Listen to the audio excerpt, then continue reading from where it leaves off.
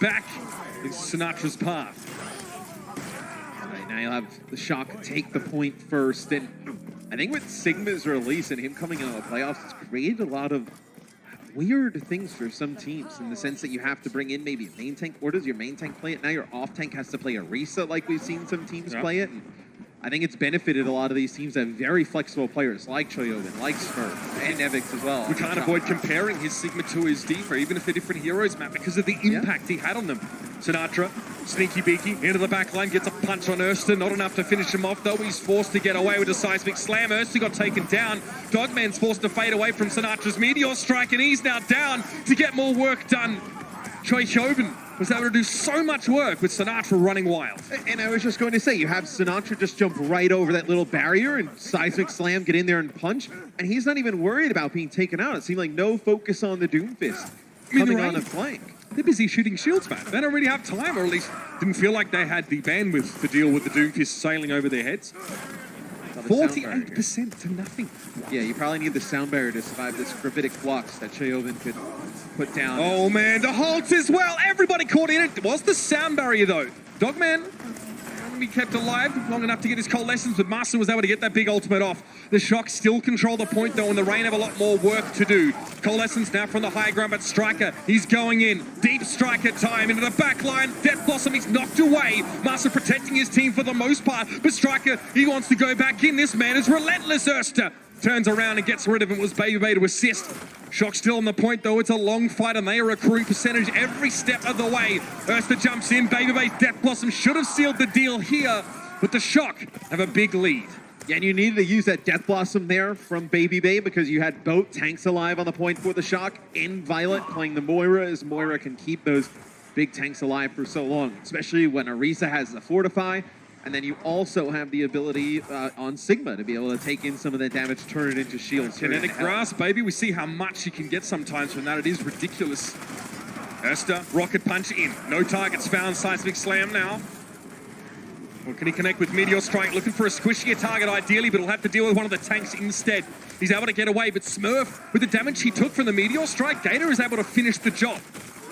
It looks like the Shock are in disarray now. Sinatraa focused down. The rest of the Shock have to get out of dodge. And you have such holding power with this double shield composition as we see Gator push on up.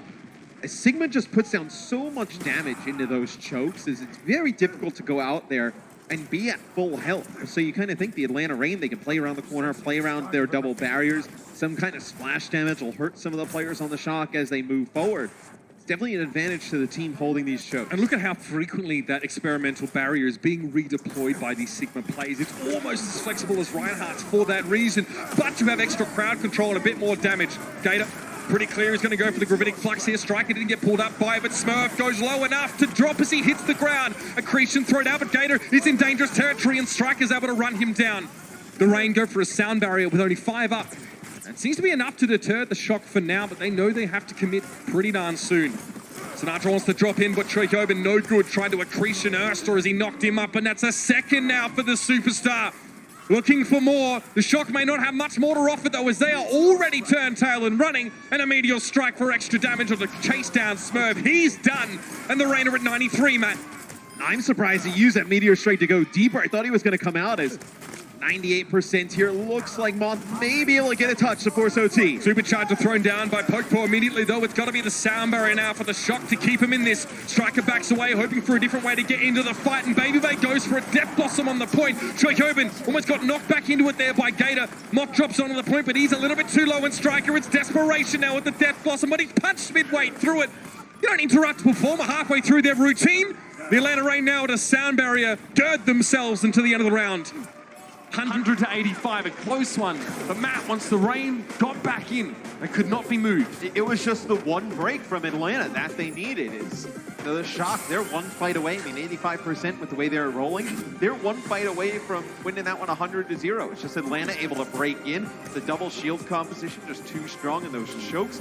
You know, the Shock didn't really even get a great fight on the point. You know, they get touched there at the end, but prior to that, they were stopped in the chokes the entire time. They never made any progress getting towards the point. Baby Bay and Erster combined for 11 kills. Striker and Sinatraa only for 7. The damage dealers from the Rain. Just one-upping a little bit now. The Shock have a challenge in front of them. They head to downtown.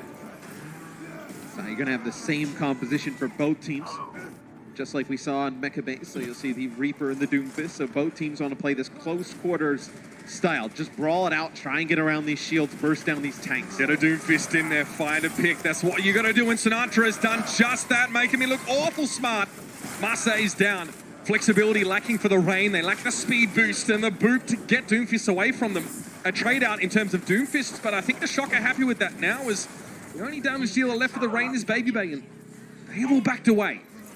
Sinatraa got a pick last time, though, in the previous control round, and that's what gave them the point. But when he wasn't able to do it again, that's when they lost it. Is Atlanta has come back. They got the point. Yeah, they've given up the point here, but they have Coalescence to play behind. That hurts. Trehoben can't protect himself from that damage. He tries to go for the kinetic grasp and puts his shield back up.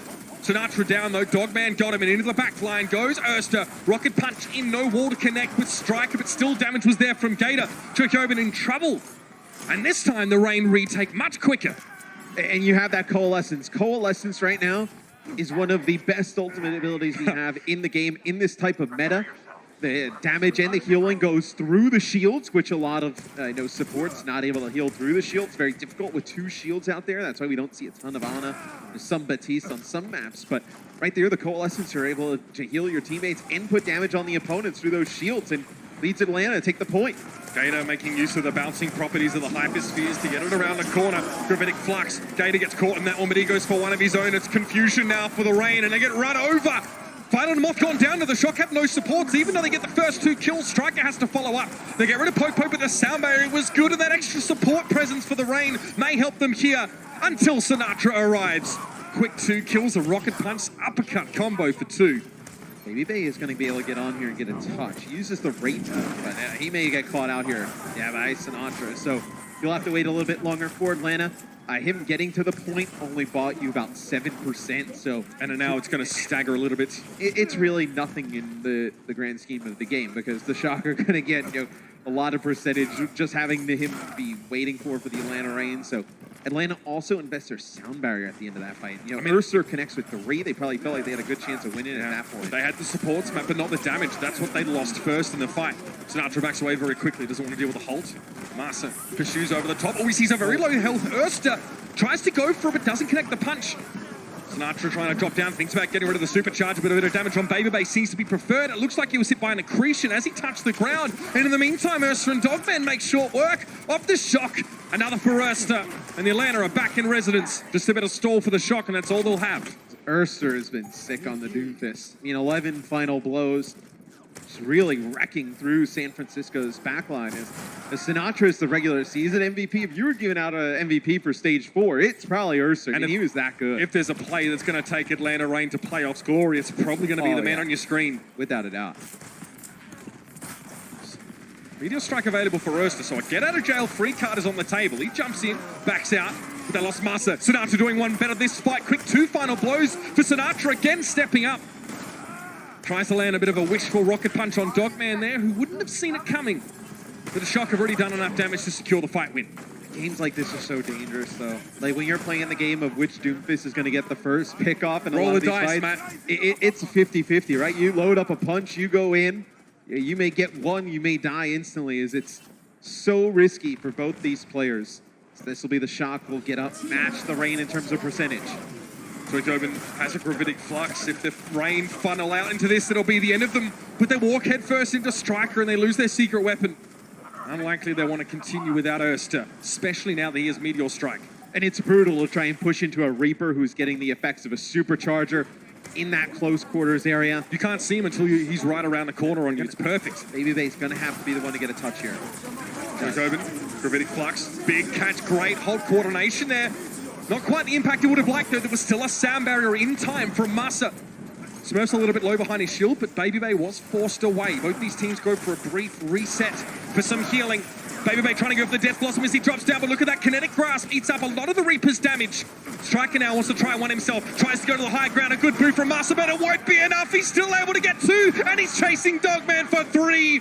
Moth will finish Baby Bay off, and now we have a game. It's a nice boot by Moth as well. On to Baby Bay.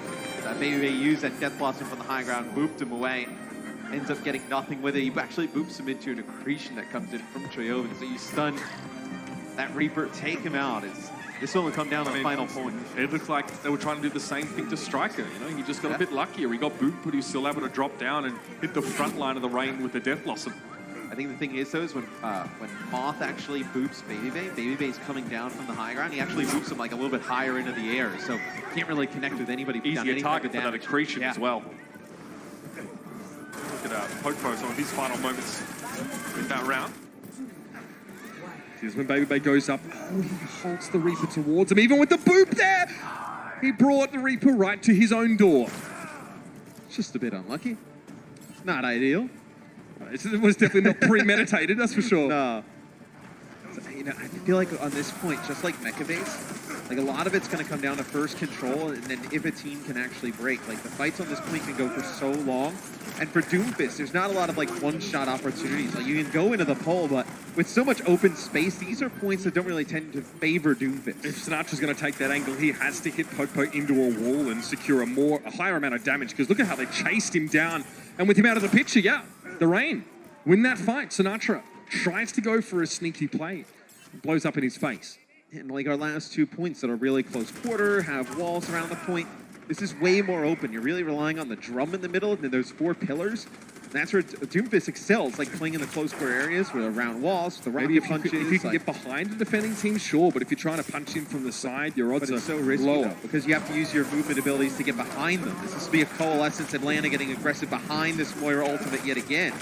But you have to use your movement abilities to get behind the other team, and at that point, you don't have them to get out. Look, I mean, the Shock didn't really have anywhere to run there. They lost a player before the fight started, and Ursta's just farming. Now, less than ideal. I mean, Ursta really already has his Meteor Strike, and it's not like a key ultimate. But regardless, Rain have 4, almost 5 of them anyway. Dogman already a third, back to another Coalescence. Like I was mentioning, using the movement abilities of Doomfist to get behind the other team here would put you in a really risky spot. Trying to connect with one of those one-shots, well, you can use the Meteor Strike to get out. If you're Ursa, you can play a little bit more aggressive. But look where the Shock are pushing. There is a wall behind them in that little, that L-shaped tract as they try and move up. So there's risk there. You have to think about these things. That's why they don't drop straight over the top there. Take the short route to the point. There's a wall right underneath. Supercharger now for the Shock. I mean business. Gravitic Flux now, that's from the range. Straight under the Shock. Smurf, though, he hits straight away towards that Fortify. Ursta want to go in, but where do you look? Who do you find? How about 2? The whole perfectly combined now. Popo sets it up. And Ursta hits the slam dunk. Oh, that is a nasty combo there from Popo and Ursa. You can see how much shield Ursa has right now. Just landing that Meteor Strike. Perfect combination with the halt and the Meteor Strike. Atlanta's looking to roll this final point. Yeah, 92%. The Shock don't have a lot of options left. Coalescence, Death Blossom, if they even get to the point. And they have scant seconds to do so. Ursa looking at the left-hand side, trying to get a punch in on anyone who's trying to sneak up there. Moth looks like he got a touch, but we're still into overtime. Baby Bay's having to teleport out of enemy territory. Striker comes in, he gets rid of Ursa with a Death Blossom. There's more work to be done now. Will Popo go on the Shock somehow? Sneak their foot in the door. They finally get a break. They're able to break here. They're going to be able to flip the point. I don't think they're having any cups of tea right now, Matt. Can they hold this, though, from 99 to 0? Can they take it all the way back? No ultimates right now here for the Atlanta Reign to work with. Same for the Shock. You're going to have the Meteor Strike probably come online for Sinatraa a little bit earlier. For me, this is going to come down to the next time we see these support ults come around. The next time we see the Coalescence and the Sound Barrier come off, if the Shock can get good uses of those, then we're going to be pretty deep in the game. No! Oh, he gets hit with the accretion, so he gets stunned there, can't get out. It looks like he got halted in as well by Popo. Everything thrown at Sinatraa as he was trying to hurl himself into the enemy team. Ursa now knows he can start looking for some of these kills. Moth survives the rocket punch, but Ursa now wants to bring the house down. What a connection! Evidence suggests you're about to get dunked! No coming back from this one. Ursa drops back in.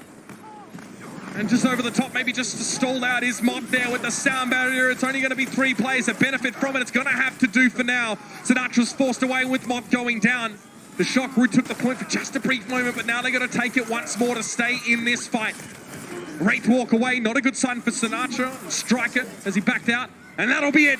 The Atlanta Reign starts strong in this quarterfinal. The Shock just got rocked. It's a big halt from Popo instead of a Meteor Strike from Ursa, but the bigger one at the end. when both teams had no ultimates, Sinatraa trying to go in, make a play. He seismic slamming, he gets halted up in the sky a little bit, stays there for a little bit longer, gets hit with the accretion from Gator, the stun, the kill onto the Doomfist, and Atlanta's able to flip the point. We'll see how the series goes. Map number 2 after this. The Overwatch League is powered by Intel. Game, record, stream without compromise on Intel Core i7.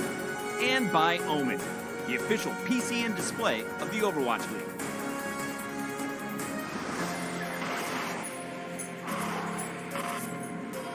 They don't just play for a team. They play for every fan, every rival, every moment, every match. And when everyone watching expects the best, they perform with the best.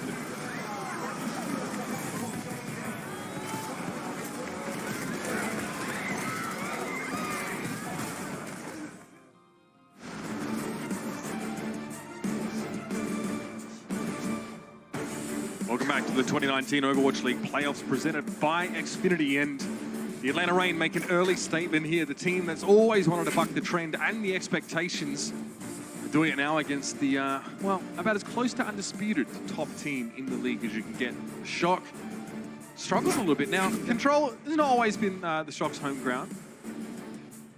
No, Still. definitely not. But still, you expect them to come out firing all. I mean, a lot of those matches are close. But I think for me, Dongmin on the Moira is something we didn't really talk about a lot during the match. But you take a look at some of these numbers. I mean, a ton of healing.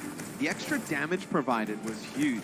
You know, he comes up with 47 a limb. I think Violet had like about 23. So just providing a little bit of extra damage here for the Atlanta Reign, especially in this meta when you can send those Moira orbs through the shields. They put down damage, also healing if they push past it. So the Shock, they do get to pick the next map. They were the losers of the first map, obviously. And they go to Numbani. I actually did see Jonak on the Moira playing very aggressively, especially on Ilios in that last map of that series, using Bionic Orbs offensively. Now, normally you get way more value out of them if you use them for healing. Yes. Because, I mean, they don't tick for a lot of damage, but if you're trying to chase down a couple supports, players without healing, Then you go for it for sure. Bastion on defense here for the Atlanta Reign. Yeah, so they'll go Bastion plus Mei on defense. Sometimes you may see like a Sinatraa with this, so you can teleport the Bastion from side to side, get the good mobility. So they'll have Batiste and Ana in terms of supports. You're going to be able to dive this with this comp if you are the Shock. The Bastion going to be able to set up, put down a ton of damage here. The Shock trying to go lower. They probably have an idea now. They probably heard the sound cue there. My gosh, those hyperspheres, they do small amounts of AoE damage. grenade. They just take so much damage. on the approach to the shock, and they've lost Violet, which is the vast majority of their healing. Choyobin earns himself some shielding there with the kinetic grasp, but it's good for nothing. I mean, they have to rotate all the way around.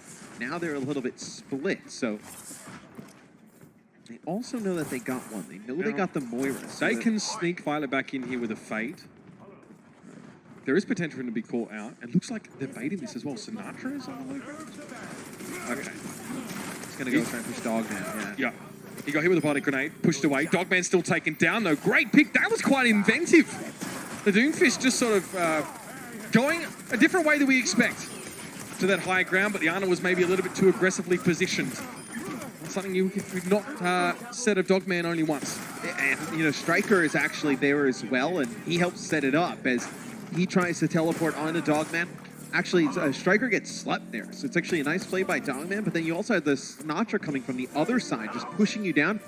Sinatraa gets hit with a biotic grenade, and I think the worst thing for Dogman there is your probably best bet with the Reaper on one side, the Doomfist coming from the other way is to drop down low, but that's a horrible position. You're still a long way forward from the rest of your team because they're set up around the Bastion. And you can't heal them safely. I mean, you're going to be scoped in, looking up in the street. You're going to die to the Doom of the Reaper. Is it aggressive positioning where he was standing? No, I mean, high ground. He had Urster there with him. You just had Urster get taken out. Gator shields up with the coalescence coming through. They lost Dogman early again. Not ideal, but Striker managed to get into the cookie jar, Matt. Took all the good ones and left the Raging Brand ones of everybody else. Okay. That was clever from Sinatraa. In a pinch, of course, the gap between the bus and the building itself. It's enough that you can get multi-kills with that Meteor Strike. 2 quick fights for the Shock will get the payload. Probably around this next corner. How does Atlanta decide to fight this? They're behind. They were behind in terms of coalescence charge because Dogman switches from Ana over to Moira. Do you want to invest here, you know, before point B? Like, do you want to use Blizzard here? If you lose that, then you're in a real tough spot. See how Atlanta decides to play this. They got to touch. Not what you want. Sinatraa hits a fortified Orisa there with the rocket punch. He's able to get out, though. Here comes the supercharger from the high ground. Popo hit with that one, and they drop them into a Winter Wonderland. This isn't Umbani. It's Narnia. Baby goes down. Gator up high, though. Big slam, but the sound barrier was there. Perfectly timed by Moth to keep his team up. Now Gator's got to get it done the hard, old-fashioned way. Doesn't have the accretion available to do with Sinatraa while he was busy with his back line, and they give the point away. Yeah. The Rain are forced back once more. The Shock are starting to build momentum. Just too much displacement between the Lucio and the Doomfist to really hold strong and fight on the point. They get knocked back there a little bit. Nothing they could really do. So Urster now goes away from May. Play Doomfist here. You will have a supercharger from Popo. This will buy them at least some time. They'll be able to put it down. You think the Shock don't want to push into it. They probably just wrap back around the corner. Oh, wow. Aggressive. Look at that push forward there. The rest of the Rain want to go as well. Death Blossom comes out to try and deter that attempt. Man, Kinetic Grasp got a heck of a lot of shield there for Gator, but it is burning away awfully fast. Supercharger helps, and Striker looks on in dismay as his team are just hammered by the Death Blossom in the back. Baby pushes on. You needed to invest there if you're Atlanta. You needed to just kind of go all in on that fight. If you lose that fight, they're going to set a tremendous time. At this point, though, you needed to try and just get something off the clock. As he's able to pick up one here, Baby uses the Death Blossom, finish off 2 more. Did you see just the accretion cooldown wasn't quite there? They didn't have the crowd control and all the shields to keep Baby away from them. And you've got to think for Baby there's a little bit more riding on this game than just a semi-finals burn. Yeah, I mean, him and the Shock guys, they're still boys. You know, he posted a picture this morning of just him and Sinatraa, like, you know, wishing him good luck. But there's also a part where it's like, yeah, well, you know, you traded me, you weren't playing me at all. I want to get some kind of revenge. Be a sound barrier there. It'll be a Coalescence actually keeping them alive. And they lost Ursa already though now. Oh, Dogman, if that was him, that would have been the end of the Coalescence as he get put up against the wall. But he survives, and then he takes Smurf down. Sinatraa just waiting for someone to overextend a little bit more. Payload allowed just incremental progress around this corner. Striker doesn't want to be up there on the high ground, but Baby looks like he was caught a little bit too deep. Choyobin is able to deal with him on his own. Gator drops down. I mean, Kinetic Grasp? No, that's not going to get him out alive. And here's a Gravitic Flux. Popo's able to drop down with 4-5, but Urster was not so lucky. It's such a nice play from Moth. He's able to get up onto the high ground because Gator's up there playing behind the shield, just putting down so much damage, just annoying damage from that Sigma up on the high ground. Then Moth gets over on the other side, knocks him back into the Shock, and they're able to deal with the Sigma. Baby's on their sneaky flank. Oh, he goes for the supercharger first. Gives himself away. Let's see if that was good sequencing or not. He gets caught by Sinatraa as soon as he comes out of Wraith Walk, though. It was a rocket punch intended just for his boy. Payload getting close now. Ursa's going to go for the Meteor Strike, but someone needs to contest in the meantime. He drops down, immediately removed, and the Wrecking Ball a little bit too slow. Try and go with the Bastion on defense to kick things off. It doesn't work. The switches on point two don't exactly work there for Atlanta. It allows the Shock to set a very good time, completing Mbani with 2:27. We'll see Atlanta's offense after this. Support your team with the official Overwatch League Coca-Cola bottles at CokeStore.com. Ships to all 50 U.S. states, Washington, D.C., and U.S. P.O. boxes.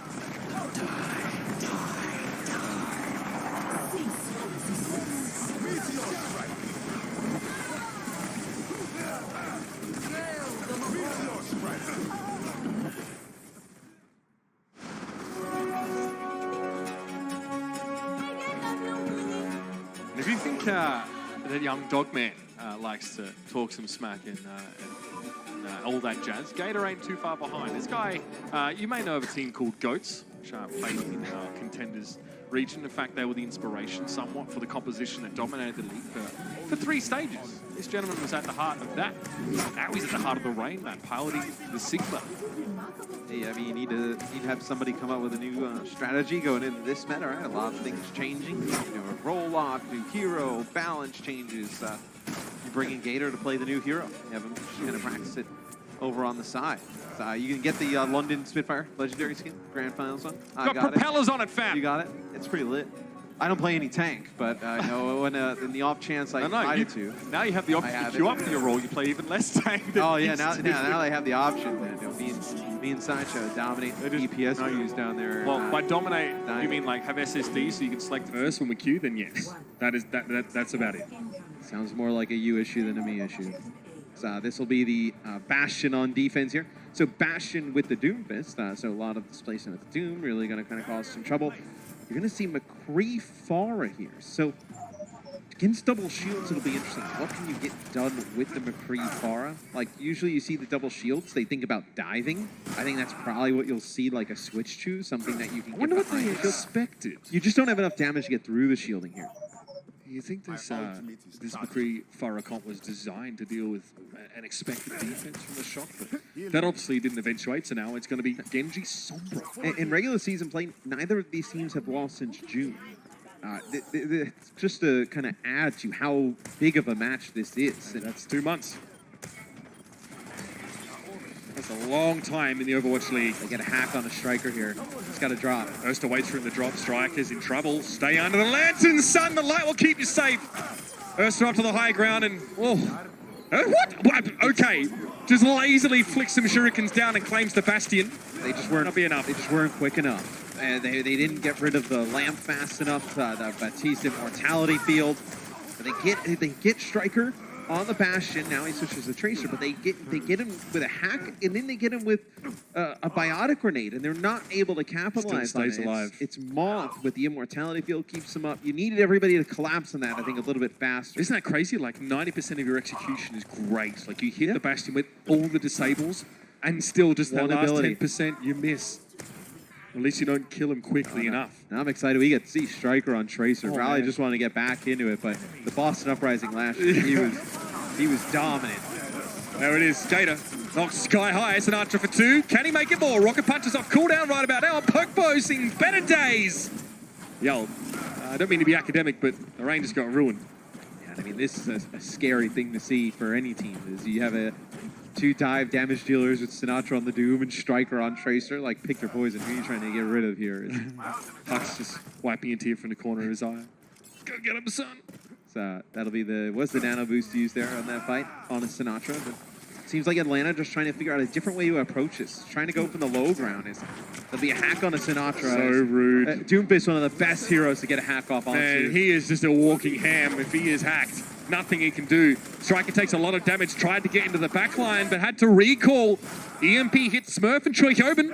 And that's pretty darn good. Smurf's able to hide inside the immortality field, but they give control of the point to Atlanta for the time being. A recontest is possible, but Smurf looks very much on his own there. Striker has to come in from the far side, but that healing is so good. And Gator's down. Sinatraa is now on the scene. Supercharger thrown down. Ursa just gets knocked into next Tuesday, and Baby Bay is just a mess on the floor.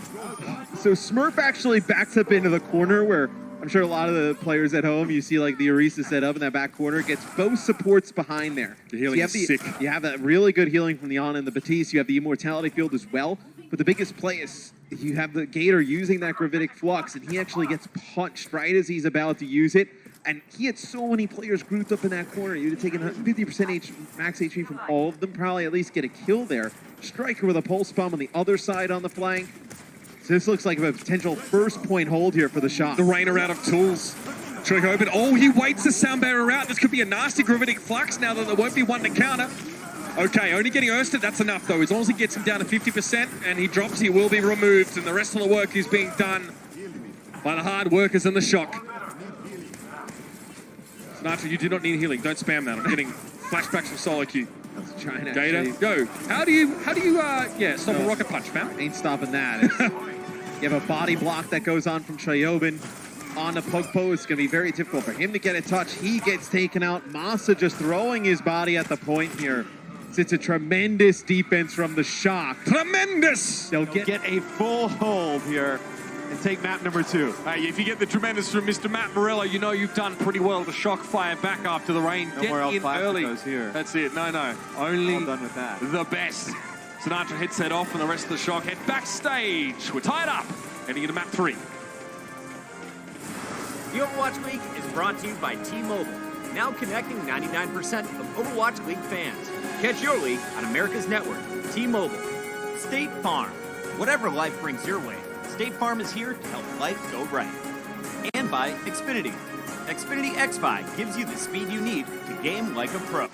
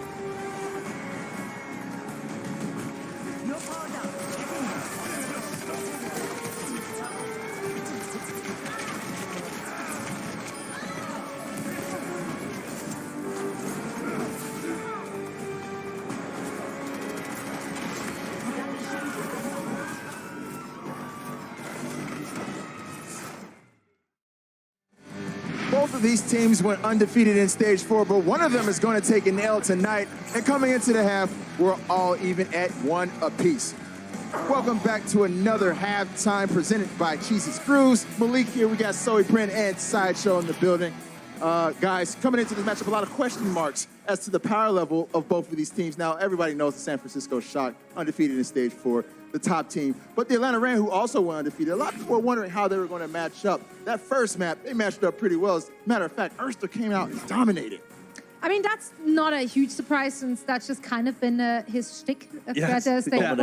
Domination. That's Him, kind of the direction. Thanos, who else? It's the same thing, really, isn't just it? domination. Yeah, so, I mean, that's not a big surprise. And also, generally, I think no one is super surprised that they managed to come out on top on control map. It's not Shock's best No. 67% vote, win so- rate. All right, This dropping season. the numbers. Yeah, 67. That's their lowest. 67. That Still is above 50, outrageous, yeah. but it is their worst game type, yeah. Yeah, well, let's go ahead and jump into that control map right now, because Sinatraa are reigning MVP right now, and Erster, a lot of people stage 4 MVP. They went toe-to-toe playing that Doomfist, and it was so much fun to watch. It really was. Erster managed to get the better end of it, despite what we've seen from Sinatraa this year. Erster, every time we see him on a new hero, shows that he can absolutely dominate the competition. And just the Atlanta Reign in general seem to have a slightly better system of rotating those players through the front and back line. Winning on control, I think, tends to show that you have the advantage in just the default fights. You know, there's a lot of just cycling the fights and getting value out of your ults. I completely agree. It's less reliant. I don't want to say it's less reliant on position, and positioning is still very important. But a lot of strategy in terms of setting up a lot of attacks on certain points it does get lost a little bit when it comes to control as well, because the map just forces you to try and take team fights as often as possible. So it kind of plays into that chaotic, brawly play style a lot of the times, which Atlanta Reign just are really excelling at right now, partly due to Erster, the other part being the fact that Atlanta Reign working very well together. One player in particular who I do want to talk about is Massa. Now, there's no highlights here of him, but there was multiple moments with key boops where he did save a lot of his teammates. He's been quite imperative in them actually getting a lot of wins. This is kind of a dream matchup on support when you really think about it. Massa and Moth going kind of toe-to-toe, Violet, Dogman. These guys are all really good. These are good backlines. All right, you want to talk about the supports. I'll talk about my dream here, Malik. Okay. It's seeing Striker back on the Tracer. Hey, there you go. Striker paired up along with Sinatraa to totally dominate on that defensive Numbani.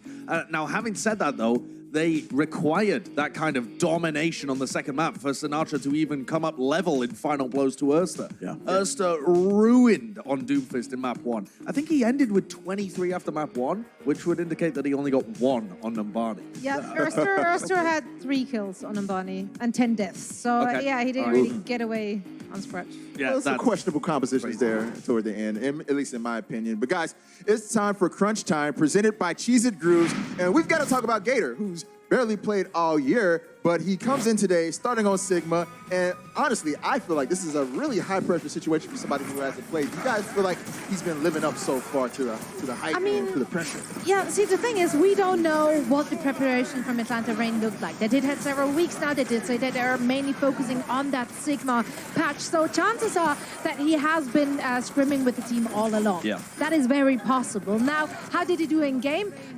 Fine. I mean, see, if you're starting to emote on dead bodies on the field, you're probably feeling pretty You know good what that about one's yourself. called? It's the toe back. The toe bar.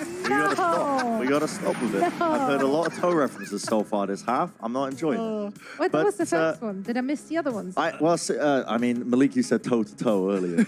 Oh, you did. Yeah. You did say that a couple of. Clueless scientist, Sigma. My You're goodness. funny. But in terms of numbers, I mean, it's less so the numbers are more about how he's playing around the team and setting up a lot of the stuns with the big rock. I don't want to say accretion because it just feels slimy off of my tongue. It's not a great but, word. Yeah, but the rock kills and the assist is setting up for the most important factors with this. Now he looks serviceable, is what I will say. And there's still time for him to maybe falter a little bit, maybe really turn up. But so far, there have been players put in his position where they have to perform in playoffs, and they've had much worse starts. Right. So it's not awful. I will say that. It's not awful. He's doing his thing. Well, guys, that was Crunch Time, presented by Cheez-It Grooves. And while we're at it, guys, let's go ahead and talk a little bit more about what's to come here in this matchup, which looked like it could go all the way. We have right here for map 3, Horizon Lunar Colony, some HLC. Interesting pick by the Atlanta Reign, but I feel like that's well in their wheelhouse. Yes, yeah, I do feel as well. I've got a personal theory with the San Francisco Shock that when they get a little break and the coaches have an opportunity to talk to the team, they get powered up. They get empowered. They start to correct a lot of the mistakes they're making. Happens all the time with the San Francisco Shock as a team, as individuals. So they are going to be prepped coming into this. Krusty's going to be beating into them, not literally, obviously, but he's going to be beating into them the importance of where they need to be, the strategies that need to be in place, and kind of correcting a lot of the weaknesses that we've seen in the first half, I think. Yeah. I'm expecting something specialist coming out here from Atlanta, actually. We've seen the Vancouver Titans run a bit of Bastion on this, and I could definitely see some kind of specialist strategy with a Sinatraa or a Bastion or something like this when we go onto Horizon. It's got a lot of opportunities. The map architecture is quite unique. I'm very interested to see what the Shock do, too, here. So you got any idea what you might expect from them? I mean, we haven't seen him in this meta on this map so far, and I think it's going to be very similar to what we could potentially see from the Atlanta Reign. This is a map which lends itself to those kind of, more cheesy kind of setups and cheesy compositions, and they are hard to stop. It's a very snowbally kind of map, so I'm very interested to see who's going to come out. I want to see a gravitic flux in space, like you were saying before a couple of weeks ago. I don't know what happens. Wait, do they just go into orbit? There's still gravity on the moon. We've been over this. Yeah, we've been talking about still, this. like they would just continue to No, accelerate. there's gravity on the moon. No. Okay, let's not start this Okay. again, Be able guys. to escape the orbit. No gravity on the moon. Let's not start That's this why again. it floats above the Earth. Well, I would love to talk about the gravity of Horizon Lunar Colony and Sigma, but we got a whole nother half to go. It is all tied up 1-1 between the Atlanta Reign and the San Francisco Shock. Guys, stay tuned. It looks like we got a banger on our hands, and we'll have more when we come back. The Overwatch League is brought to you by Cheez-It Grooves. Deep flavor, deep crunch. It's a mind crunch.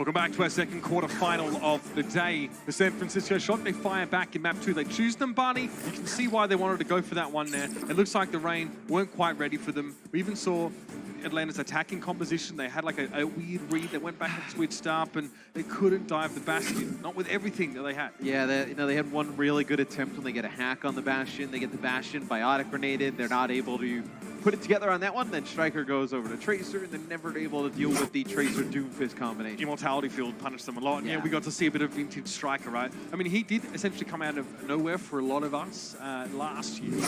We know a ton about his history back on the BK Stars. Was his team prior to that. Spent a lot of time with Boston Uprising, and we wondered when we'd see him come back. We wondered on what role. We heard that Striker was practicing Widowmaker. We knew he'd been grinding that, but then the meta didn't really facilitate it. We see some maps, we still see some Widow play, but it's just not as... But with more shields coming in, you don't really need the Widow as much. You need some more Reaper play as we can take a look at the map set. So the next map will be Horizon. I think more interesting than the map choice here for Atlanta is that both teams do not make any substitutions. Obviously, you've had time to work on this meta over the last few weeks for both of these teams. I think both of these teams putting in some time. You know, on the PTR, they had the postseason. They had a bit of extra time. Yeah, you feel confident with these two lineups. So Striker looks like on defense potentially going to be playing that Bastion again, where the Bastion excels, double shields. Right, it becomes an issue for the other team to try and dive onto the Bastion. Just a lot of shielding to get behind. A lot of CC, especially accretion, halls, like a lot of things that can keep you in place. Interesting selection, this map. You have to think Atlanta have something prepared on it if they're going to choose it, because we haven't seen it in rotation for a little while. Does Shock have a good record? I believe they'll switch off of the Junkrat. Sombra's probably just a scout, so yep, Ursa will play Genji. So Genji Trace? Genji Sombra, sorry. Genji Sombra makes sense. Dive heroes can get up on that Bastion, can start to get those dash resets going. How do you attack this with a Risa Sigma? Like, you don't have the tanks to access the high ground, but you see where the shield placement is you here have from to the push the high Shock. ground, right? Yeah, I mean, the Shock, they have a shield from behind, a shield in the front. Oh, no! Accretion, that'll be a hit on to Urster, and then he gets mowed down by the Bastion. And you saw the animation from Urster that suggested he was using his dash, his Swift Strike. He didn't move anywhere because he was caught. So, subjected to the full force of Striker's barrage of bullets. This is a hero that can play the Striker's strength. Just aim. He doesn't have to move. It's a muscle diver. Hey, he was a Tracer, man. Tracer moves a ton. Yeah, but his aim's insane. So now you can have him play Bastion, where Striker just takes his hand off the keyboard. Yep, walks over there, turns into turret mode. That's a lie. He's got both hands glued to the keyboard. He's sweating it. Don't worry. Yo, you're wasting bullets. But what are you going to do? Like, are you going to rely on building up the EMP? If you do, that's fine. What are you following the EMP up with? Are you going to try and halt the Bastion down? That's really kind of like the only option you think of. Okay, this is pretty good for the Rain. They get past without taking a lot of damage. Gator will be the first up. Okay, throws out a shield. There's two of them there. Gets extra durability for Orisa's barrier. Accretion went in over the top. Sinatraa went down early. Can they shut the Bastion down, though? Even with a player disadvantage, that Bastion can be worth more than one. The Shock is split big time here. But look at all the resources being dedicated to Striker. We got hit with a biotic grenade, though. But now he has tank configuration. With Urster down, Striker able to play from the high ground. This could be dangerous still for the Rain. A nano pokeball on the point here just to try and keep him alive. As he didn't realize. Get a tick, but you have the Bastion up on the high ground. Nothing he can do. Oh, man. Then that is... Gator be looking for a chiropractor after that one. And I was going to say Dogman. Dogman was making the plays there at the beginning of that. He takes out Sinatraa. Sinatraa dives in the back line. Doom Berzana 1v1. You like the Doom in a lot of those scenarios. But I feel like you do. Dogman picks up the kill there. Then he takes out the Immortality field that Moth has down at the high ground. Then he's able to hit two players with a biotic grenade, but still not enough. Okay. Right, so that shield being thrown out by Choihyobin. Well, let's see what they followed up with. Okay, Amplification Matrix doesn't actually go with the Bastion this time around. It's more for Moth and Choihyobin. I mean, he doesn't have the range with the Hyperspheres. That's an interesting Batista, I'll be honest with you. EMP connects and Strike is down, and things may start to unravel here for the Shock if they don't do something quick! Okay, fair enough. Was that quick enough? Yeah, quick enough. Two tanks down to Sinatra's hand, and he gets a third with Dogman falling. Urster trying to be heroic, but, oh man. Your T-Mobile MVP just out there rolling. And we were talking a little bit during the break. I feel like we'll take a look at this Sinatraa play yet again. He hits a really nice meteor strike. Mind if I just Yeah. In a meta like this, with so much shielding and how strong Doomfist is, Striker comes back on Tracer, so another switch like they did on Nimbani. When your Doomfist gets rolling and if he's playing good, you're gonna dominate a lot of those plays. Doomfist is a very snowbally Feast hero. or famine, though, right? Yes. If your Doomfist is getting owned and you're not really getting much value out of it, that's when you see teams really struggle trying to play behind him. Maybe able to avoid the accretion. Stroikoven backs up, redeploys the shield. Early sound barrier again here for the Rain. They're trying to get past. Striker's on the Tracer now. Keep that in mind. Spurs very low on the low ground. You see those Batiste grenades being thrown in to keep the Orisa up. Stroikoven, I mean, that's a fool's errand. He's going to throw out the Kinetic Grasp to stop Baby Bay. Baby Bay goes for a melee hit instead. And in overtime, the Atlanta Rain move up to the point now. They're looking good. Striker rent asunder. And Violet will be staggered out just a little. And they're able to hold on to this blade coming up for the next point where all you're going to have is that immortality field. You don't have like anything big like a sound barrier in this instance, or even like a coalescence. Try and keep players alive at range. So really just immortality field, nano boost onto somebody. Try and keep them alive through this Genji blade that'll happen. Still looking at some early damage here. Just the shurikens, he's able to avoid that gravitic flux, but Masa was not so lucky. Does he commit anyway? Doesn't look like it. Wait a minute. Striker's in trouble. Slick, he goes solo and he still goes for the blade anyway. Yeah, that was a little bit risky. The Bloodlust must have just gotten the better of him, Matt. They do get the Ant Matrix out because of that. They are trading right now. They have 4 players to the Shock's 3, no. so they're going to be able to push on forward onto the point. The Bay ain't stopping, but they lost Popo. He's sleeping right now. Hit with a biting grenade, as was Masa. Popo's in trouble. Oh, he can't get away. And that should be the Shock stabilizing here. If Violet doesn't hit him with a biotic grenade, though, and the sleep dart, what happens there?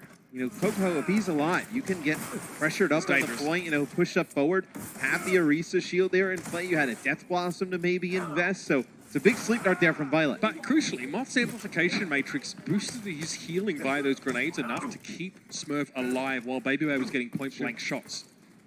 So, without that, he probably just would have gunned Smurf down. Sinatraa on the rafters. Striker is going to be able to just drop back to the rest of his team. I'll wait for the Rain to drop as well. And they don't have a lot to really do with the high ground position, the Rain. They don't have a lot of long-range heroes that benefit from having a Purge. Wraithwalk forced. Oh, Baby Bay, back onto the point. He still wants to hang around. Here it is. Sinatra's going to get nano boosted, though. This extra durability can go a long way, especially with the extra damage. Popo, again, chased down. And a bit of stagger here now with 1:04 left in the round. Yeah, Doomfist is too easy to kill. Let's give him damage reduction. Oh, he's got shields as well? Violet gives the nano boost over to Sinatraa. If Sinatraa was even worried about being weak there, he could have actually used the Meteor Strike to get out, but no worry there for the Doomfist. Is able to survive through a ton. So Atlanta, 43 seconds left. They made no progress, no tick here on point B. Baby Bay teleports here. What is he trying to do? He can play for the supports? Caught in between the play. He has to Wraithwalk just to get behind Baby Bay's shield, which is broken in a matter of seconds, and Smurf comes in. Gravitic Flux. Not enough damage. Stroikoven brought down. There's going to be one with a Meteor Strike. Another double from Sinatraa. And he'll chase down. Dogman trying to get away. Probably hurling insults as he does back up. But it's still not going to escape. Yeah, and they're going to stagger out Gator here as well, as Gator's trying to get out with his life. He won't be back in not time. going to be able to do so. That's really bad for the Rain, but that was really their best shot anyway. Popo sleeping! I mean, yeah, it's he won't not touch the looking point good anyway. And Baby Bay on McCree, how's he supposed to stall on that hero? I mean, he's gonna, no, he's not even trying. It will be the Wrecking Ball to step up here for Gator. Immediately biting Grenade, drops down there. Popo gets to the point at least. Dogman hiding behind with a supercharger, but Sinatraa goes in. Sinatraa is absolutely out of control on this map so far. He's looked so good on this second defense. That'll be the Shock who get a hold there on point B behind Sinatra's Doomfist. 14 final blows are huge. Now all they got to do is take this first point, get a tick on the second one. The Shock will take this map, but you got to think, though, Atlanta has some kind of pocket strategy on defense. Do we see a Bastion? We'll find out. Support your team with the official Overwatch League Coca-Cola bottles at CokeStore.com. Ships to all 50 U.S. states, Washington, D.C., and U.S. P.O. boxes.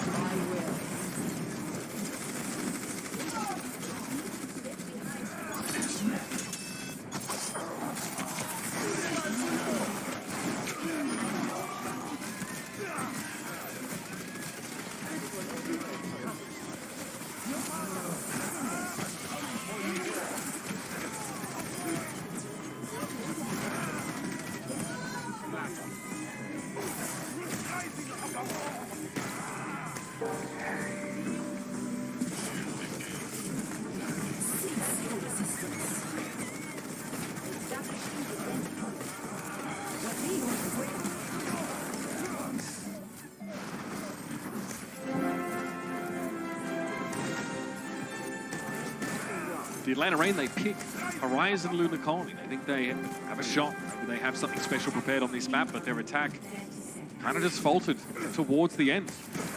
Next year, by the way, the Overwatch League is coming home. By that we mean it's going everywhere. Get tickets to your team's matches, though, over overwatchleague.com/tickets. Everywhere is home. So, Atlanta on defense, they'll be running the Bastion May. A little bit of a difference than what the Shock ran with the Bastion Doom. So let's see, if you're Atlanta and you pick this map, you think it's because you have a Really strong defensive setup, and maybe this is it. So the Bastion was pretty tough for the Atlanta Reign to break when the Shock ran it on defense. They actually ended up getting rid of the one of the supports first, the Shock, when they broke a Bastion hold.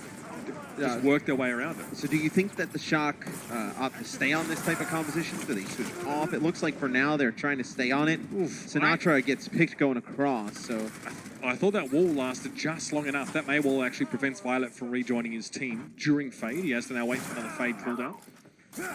So he sits there.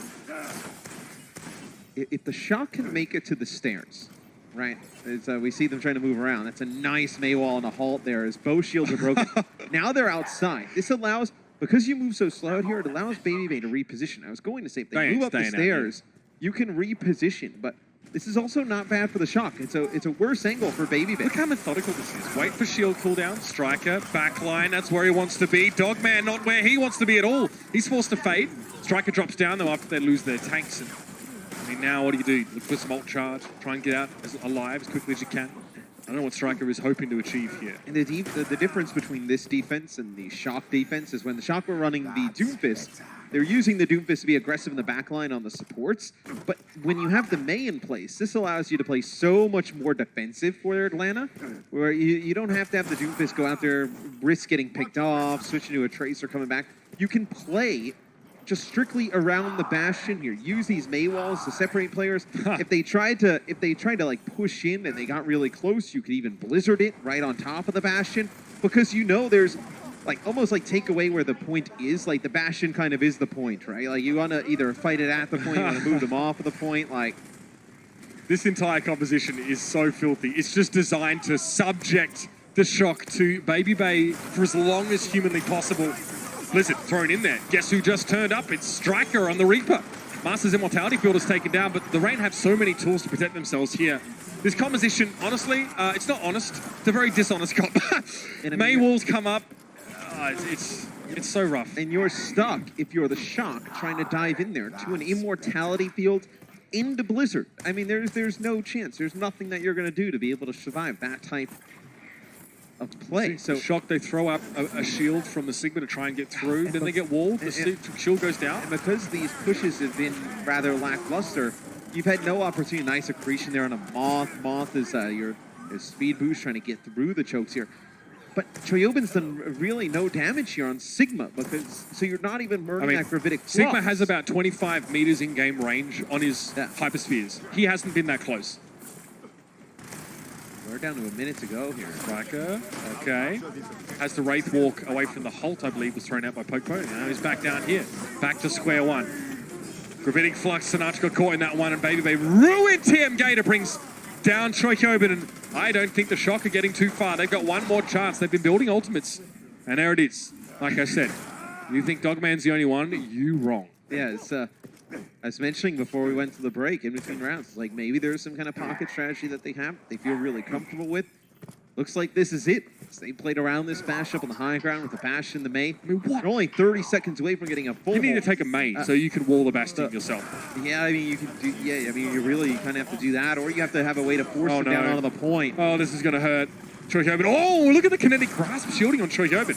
And they've got Ursa caught on the low ground. There is potential here. Master's forced to use an Immortality Field just to keep himself alive. And the wheels are falling off the bus. Sinatraa comes in with a Meteor Strike, and they finish off the Bastion. They do lose both Moth and Smurf, and Master doubles down with two from the high ground. Dogman going to rotate around to the point and try and keep Choyobin up or down. Shields got thrown in and Dogman is missing now. Choihoban and Violet trying to clutch it out. 2v2. Immortality Field thrown down and Choihoban needs to be healed up a little bit more. Violet's not able to keep him alive and here come the reinforcements from the Shock. Drop down, Smurf comes in with a pile driver. Resta on the point. Striker comes back with a tracer, but Gator shuts him down. Gravitic Flux in that back corner and Violet tentatively tries to put a foot on the point to keep it going and Sinatraa has once again returned and he's got two! Three for Sinatraa! Nobody can stop this man! He is just what the doctor ordered! The Baby Bay's able to remove him though. Moth comes back in. Baby Bay getting slurped right now, but the Bionic Grasp was not enough to cut through the extra healing from the Coalescence. And the Rain hold off. They make it a draw. Draw in map 3. Sit down though. You got more games to play. And take it away though. Big win. Gotta be pleased with that. Oh, they had to be sweating though when Sinatraa comes back and picks up 3. You had Baby Bay and both supports still alive for the Atlanta Rain, and they're able to get the full hold on Horizon to take the lead 2-1. The Overwatch League is powered by Intel. Game, record, stream without compromise on Intel Core i7. Omen, the official PC and display of the Overwatch League. And by Zip Chair Gaming, the official chair supplier of the Overwatch League.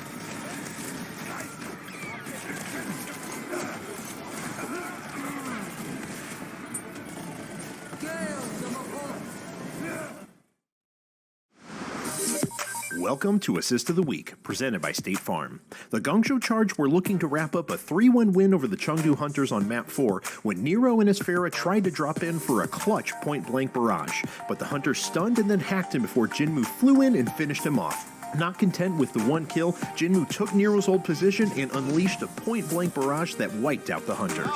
Jinmu! The ground barrage gets it done.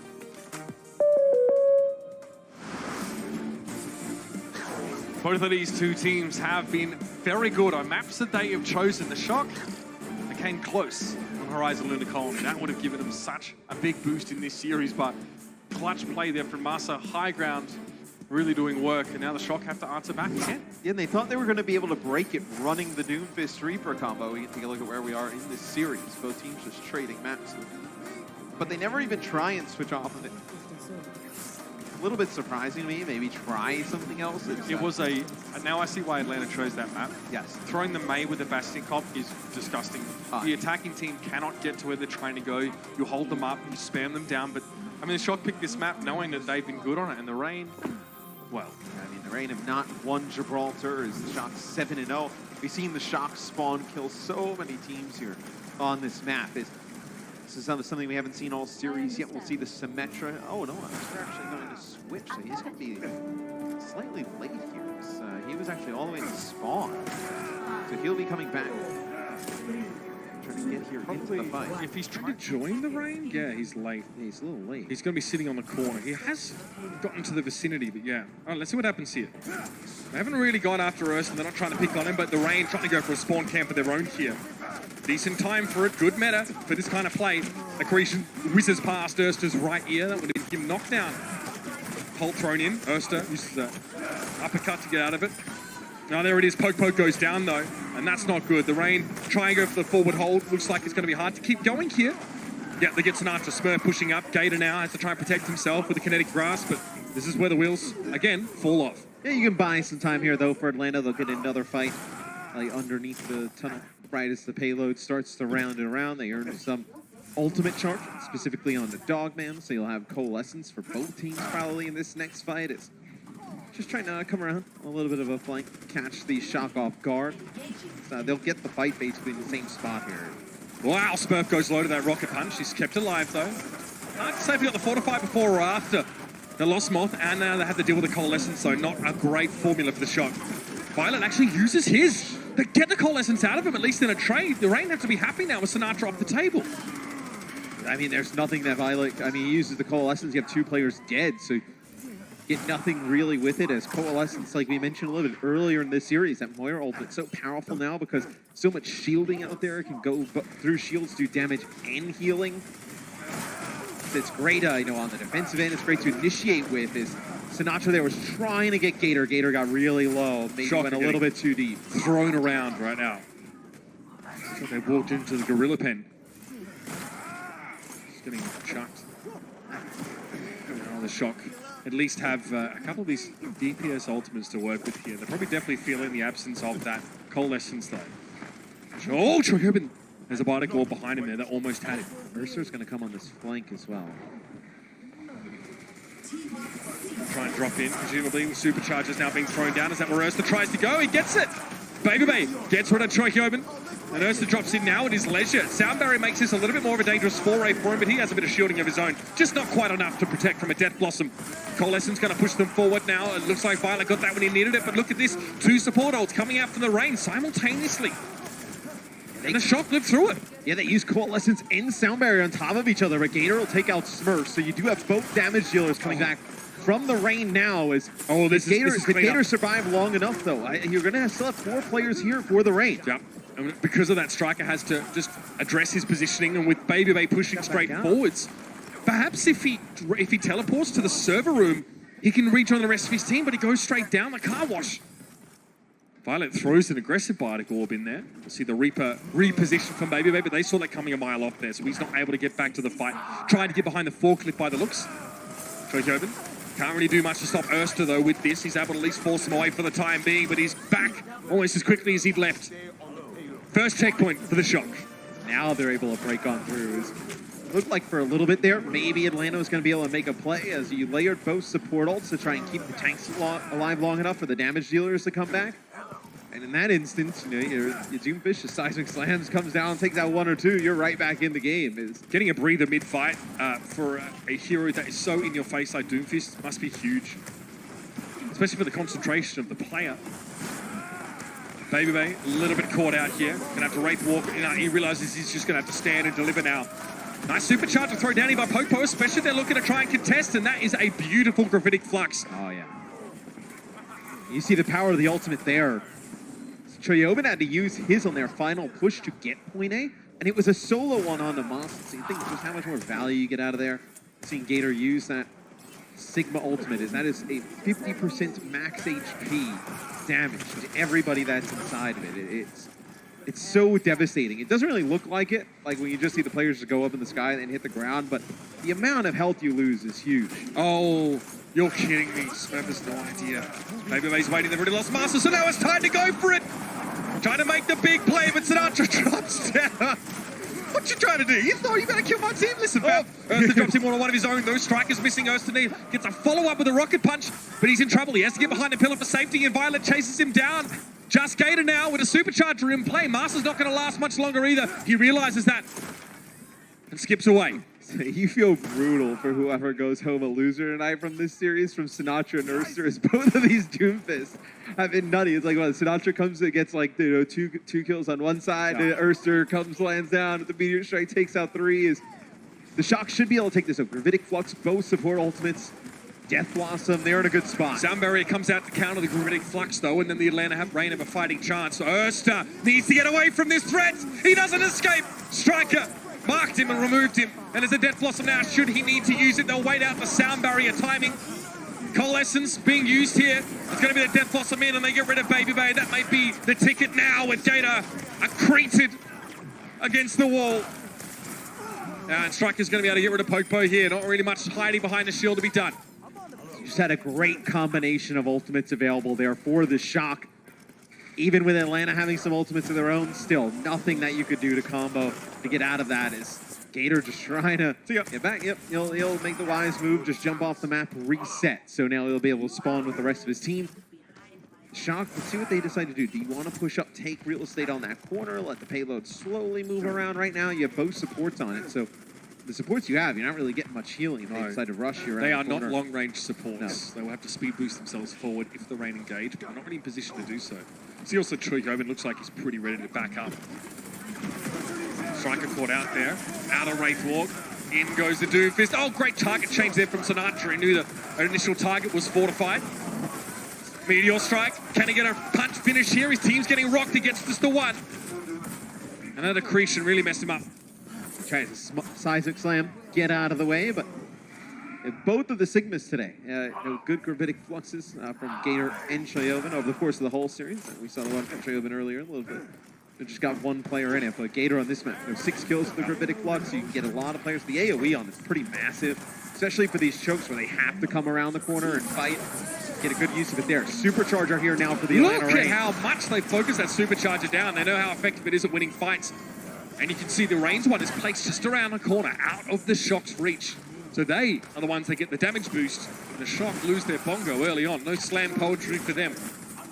Yeah, it's just a little bit of an advantage Atlanta has of being the defending team there, right? So now Baby Bay can get up on the high ground. I know he's going to be actually in the lower ground. Urster they'll have on the high ground, so... I mean, he can get... Smurf has missed Baby Bay around a corner. Yes. Striker's found him, though. He'll be able to Wraith Walk away, though. He is low. Urster almost drops in high to protect him. Here's a Sound Barrier now. Urster's going to have to do a little bit more than just go in with a seismic slam. Meteor Strike gets Choikoven. Big pick. Needs more. And that's going to be enough with Gator and Popo doing the work. Striker can't quite get away, and we are now down into last fight territory. 16 seconds remain in the round, and the Shock are going to have to get it done with Coalescence and with the Meteor Strike. And Smurf is going to go over to Wrecking Ball just to try and get a touch. He'll get a touch. Get there. Violet with this Coalescence, though, he could get taken out of this rather easily with Urster coming from the high ground. Gator from the high ground, throwing accretion in, harassing the support backline. Kinetic Grasp to stave off the Wrecking Ball. Dueling Coalescences across the point now. It looks like the end of a Dragon Ball Z arc, but no. It's just overtime fights here in the Overwatch League. Sinatraa got a credit as he tried to head up and get in Gator's face. Gator's not getting much healing right now. I guess he doesn't need it. No one's really able to reach him, and Sinatraa falls short. Gator gets a second before he goes down. And Baby Bay now just going to be the cherry on top. Hit with accretion, but Urster was there to pick up the slack. And Striker's going to Wraith Walk now just to try and stall a little bit longer. So will Smurf. There may be a Tracer here for reinforcements and the Reaper to drop down. Striker may have Wraith Walk available. No, he does not. Gator in the first half here, Mitch. 12,000 hero damage to Choikoven's 6,300. Doing a great job with this Sigma up on the high ground. He knows it too. We talk about how great Sigma's ultimate is, the shielding. He puts out a lot of damage, the AoE damage with the hyperspheres, his primary fire. And when you can get him set up on the high ground in the way that they had it, he's got a personal shield over to his left. He's able to just throw those orbs down by the cart. Can just put tons of AoE damage. The Rain gained themselves a reputation as giant killers in the Overwatch League. But what happens when they become giants themselves? Who kills a giant killer? Especially when they're giant. No, they're giant killers. It's such a wild card, too, if you're the Shock and you see Gator come into the starting lineup. He's playing the whole series. Like, he's going to play Sigma, but expect a player like this who's really just had to pretty much probably since the hero was released. Just play it on ladder, play it on PTR, scrim it a bunch. He's probably had way more playtime than a lot of other players in the league on the hero, right?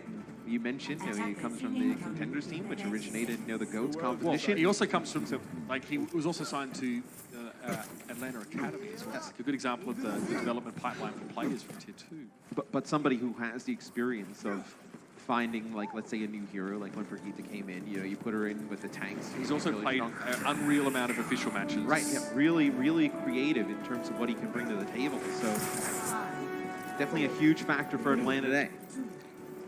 Time is right for the young blood of the league to vie for supremacy now, and if the Reign take this map away, that is a big shift of momentum, as this was the Shock's choice, and the Reign haven't won it all season. We won't say anything crazy in terms of team compositions here. Both teams, the Lucio Moira.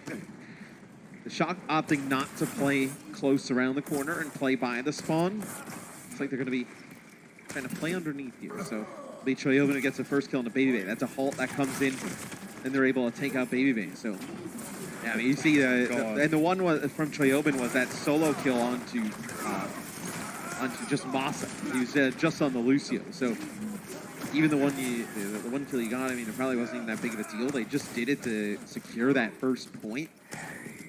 It's still, 10-1 in terms of the Graphitic Flux skills. I mean, that's massive in terms of value you're getting out of that big ultimate. Now, our observer team are just indicating for you there that there is a Reaper in the back line. Baby Bay snuck over that top side. Can he get a target? Okay. Forcing the Wraith walk early. That's pretty darn good. Striker's very low. His team quickly springs to his defense. But Baby Bay hasn't really taken too much clap back at all. Coalescence now. The Shock have forced himself into a small bunker, and now they have to fight their way out. That is no easy task. Sinatraa tries to get out, but Ursa sends him straight back in a body bag. And Baby Bay will follow down now as well. Player advantage Smurfs. I think get rid of Pokepo though. A little bit less shielding for the Reign. Payload is being contested this whole time. That Gravitic Flux inside a small space could be quite scary, but the sound barrier was well timed. Although it comes before the Death Blossom, and Striker has been removed. Supercharger now, but the payload started to move. The Shock can't really contest it from where they're standing. They have to move out. It's just chaos. Sinatraa, the Meteor Strike, able to get with one, and Ursa punches him right into a wall. We have the Supercharger coming in from Pokepo here. He's just rolling. Bro, he's like, I hope I hit someone. Yeah, he's just going down there. He's like, oh, look, I'm going to either hit somebody or I'm going to die. So finally, you have the Atlanta Reign who come out on top. If you remember, way back at the beginning of the fight, that fight drags out for a while, a lot of craziness. But you mentioned Baby Bay not taking a ton of damage. That's because Gator actually threw a Sigma shield all the way through to the other side, and he was able to jiggle both sides of the shield. So had a little bit of a personal shield there. The Shock trying to come back and fight. Yeah, rising uppercut there on Violet, not ideal. And they really need to build another Coalescence, and they're not going to be able to do it in this fight. It will be a cursory stall, if that, for San Francisco. And the Reign's measly 1 minute and 20 is going to get a nice little boost. 3:50 on the clock. And I think you'll see both main tanks go back to Orisa here. Yep. So they had both used Supercharger towards the end. This looks like you'll see Choyobin get bad spawn. Bad spawn staggered out, but both Orisas actually use Supercharger. So what they decide to do, both go Wrecking Ball, try and go back, get a touch, maybe swing around, gain some shields, and make a play. That's about how you play Wrecking Ball. Yeah, I mean, they had known that both of them had reset their ultimate, so there was no reason to not switch, because they pretty much knew the other one was going to switch back right after. So just to get back, get a touch, as Sinatraa gets really low, as some good cart progress being made here from the Reign. Gator setting up here for a Gravitic Flux. 3 in that one, but he can't see them to get the damage on them. He tried to get at least one of them down to 50% before they drop to the ground. Fortunately, Baby Bay, though, goes deep with that Death Blossom, still pushing Baby Bay at the 4 right now. Ursa not far behind. You can see he's trying to back Baby Bay up, but perhaps the Reaper was too far forward for Atlanta there. The Shock are able to stabilize now with a sound barrier in this fight, and Masa out of the picture. The Reign aren't going to be able to escape. Sinatraa drops in behind them. Now that was well seen through by Gator. He gets the accretion, gets the kill. And that will actually prevent the Shock from chasing and staggering those last couple of Atlanta players. Yes, the sound barrier just keeps everybody from the Shock alive. It allows them to push up, stabilize here on the defensive end. If you're Atlanta, how do you get the Shock off of this high ground, get a fight on the cart, and then that's when you can use the Coalescence. You get everybody down on the ground off of this high ground. How do you do it? You don't want to send the Doomfist up. Oh my! So Baby Bay gets taken out there rather quickly. Long range accretion that was from Choyobin. Beautiful. Yeah, so it's how do you get through the choke? How do you get them off of the top of the ship here? So it looks like you're going to send Burster up maybe to the high ground. There's no way he's going to be able to get through the choke alone and try and make a play for it. Now it comes down to just wasting some time. That'll be both shields to come out. But I mean, look at this, Mitchell. You have the halts coming through here from the high ground. It's very difficult for Lana to push on in. Oh, Erster gets caught there. Shoykoven had him lined up with the hyperspheres, accretion, fade out by Dogman. But you can see, like in the corner of your eye, just see Striker bounding forwards, knowing he can keep chasing with the healing Violet is giving. And there you go, you can actually heal with Bodic Grass from the nose of that aircraft. And they come up back to the high ground. So as soon as they get the advantage, they drop down, they pounce on the members of the Atlanta Reign down on the low ground. What do you do? Like, do you try... You don't want to waste the coalescence here to try and get them off. Do you try and gravitic flux them and get back of the ship? You have nothing to get over the top. How does he live through that? You have to use the coalescence now to keep players alive through this gravitic flux. See, that accretion that doesn't work out. I mean, that accretion hit Shoykoven while he was in midair with gravitic flux. He was still able to bring them back down. That's an important point. If you stun too late, you can't stop it. This is tough for Atlanta. I mean, they got high ground control here. It's one of the best high ground spots in the game to be able to lock down these chokes. Yeah, it's especially now. I mean, it was strong in the past, but now with the ability to halt players into the 4-second stun, right? The only path to get up here is prohibitively circuitous for attackers. Like, you have to go up around the left side, up the high ground, through the shuttle, then jump on the boxes, and then on the wing. Unless you have a teleporter, Symmetra, Reaper can get up there, but apart from that, like... Now they get them to drop, but they don't have the coalescence here. Right, Striker over the top. Supercharger, will this still affect him? No, back to the rest of his team. They got Gator though, that's big. Pokepo's down, no more tanks. Still the Reign want to try and commit to this one. Well, no good for them. They spend a lot, Matt. Master, Sound Barrier, Erster, Pokepo all use ultimates. And they're running out of time. They got none. They had to commit there, Matt. They had no other choice. And I tell you what, this is a real slugfest. Both teams on their maps of choice take W's.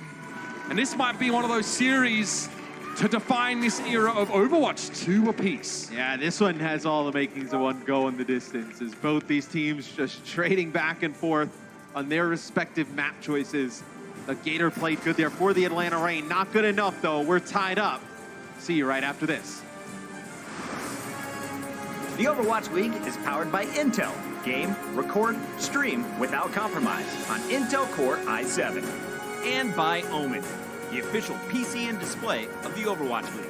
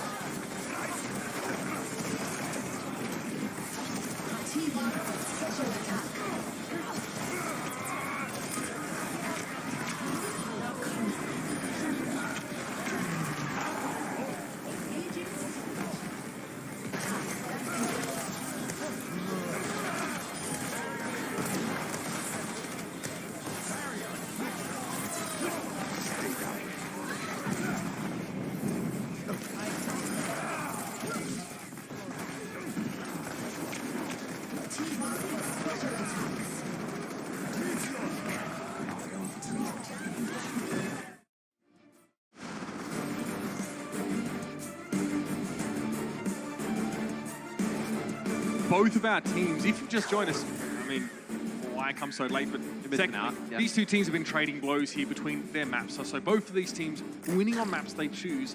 And with the rain, there's definitely evidence of like a set play that we saw when they chose Horizon. Do they have more maps like this? Can you do that kind of thing on a control map? I don't think so. Like the set plays really work out on like Escort, Hybrid. In Control, it's way more brawling, like way more just win a team fight, win another team fight, like get 2-3 team fights to go your way, and you're good. It did work for them in map 1 though. The Shock looked pretty average on Busan, which, as it was said on the desk, is like not one of their best map types or maps. I think it's their lowest map type with like 67% percentage or something like that. It's kind of unreal. So we do have one sub. So Rascal will come in here for Striker. So this is the first sub that we've seen from either team throughout the game. I think we've seen good Reaper play from Striker. I feel like the series as a whole, though, has really been about the Sigma players for both sides. Gator for the Atlanta Reign, Choyobin for the Shock, and the Doomfist players. Gator, I thought, had a better Gibraltar than Choyobin for the most part. I just think the Shock got so entrenched in that second phase, they were able to really get solid. So tell me about Rascal. What do you expect from him in this position now? If you think about who he's replacing coming into the roster. The next map being Lijiang Tower. You expect him to potentially play some Pharah. If you need it, you can still play the Reaper. Especially Garden. Yeah, I don't think you really lose much. I think Reaper is a damage dealer hero who a lot of the damage dealers in the league can play Reaper because there's not a lot to it. He's also like a classic. Like I mean, his kit's a little bit different in the way it plays out. Like we are going to Lijiang Tower next. The kit's a little bit different in terms of like minor adjustments to abilities, but still really kind of remains the same from the way the game was when it first came out. So yeah, a lot of players even started off as like Reaper mains. Like Reaper was very strong in like the early beginnings of Overwatch. He was straightforward, and he was popular back then. Now he's had a lot of quality of life changes. Like he teleports a bit faster, he reloads when he uses Wraith Walk, things that just enable him to be able to succeed a bit more on his own without a ton of backup. But you'll notice that both of these teams put a lot of resources behind those Reapers to make sure those Death Blossoms, are trading up. So, you can't really go 1-for-1 if you're playing Reaper or Doomfist. You need to go at least 2-for-1. You need to trade up. It's a transaction where you need to come out ahead. You've seen a good Doomfist play from both these teams, and like we mentioned, Sigma play, but something we've seen in previous series, a lot what we're seeing now as the meta kind of develops here in the postseason.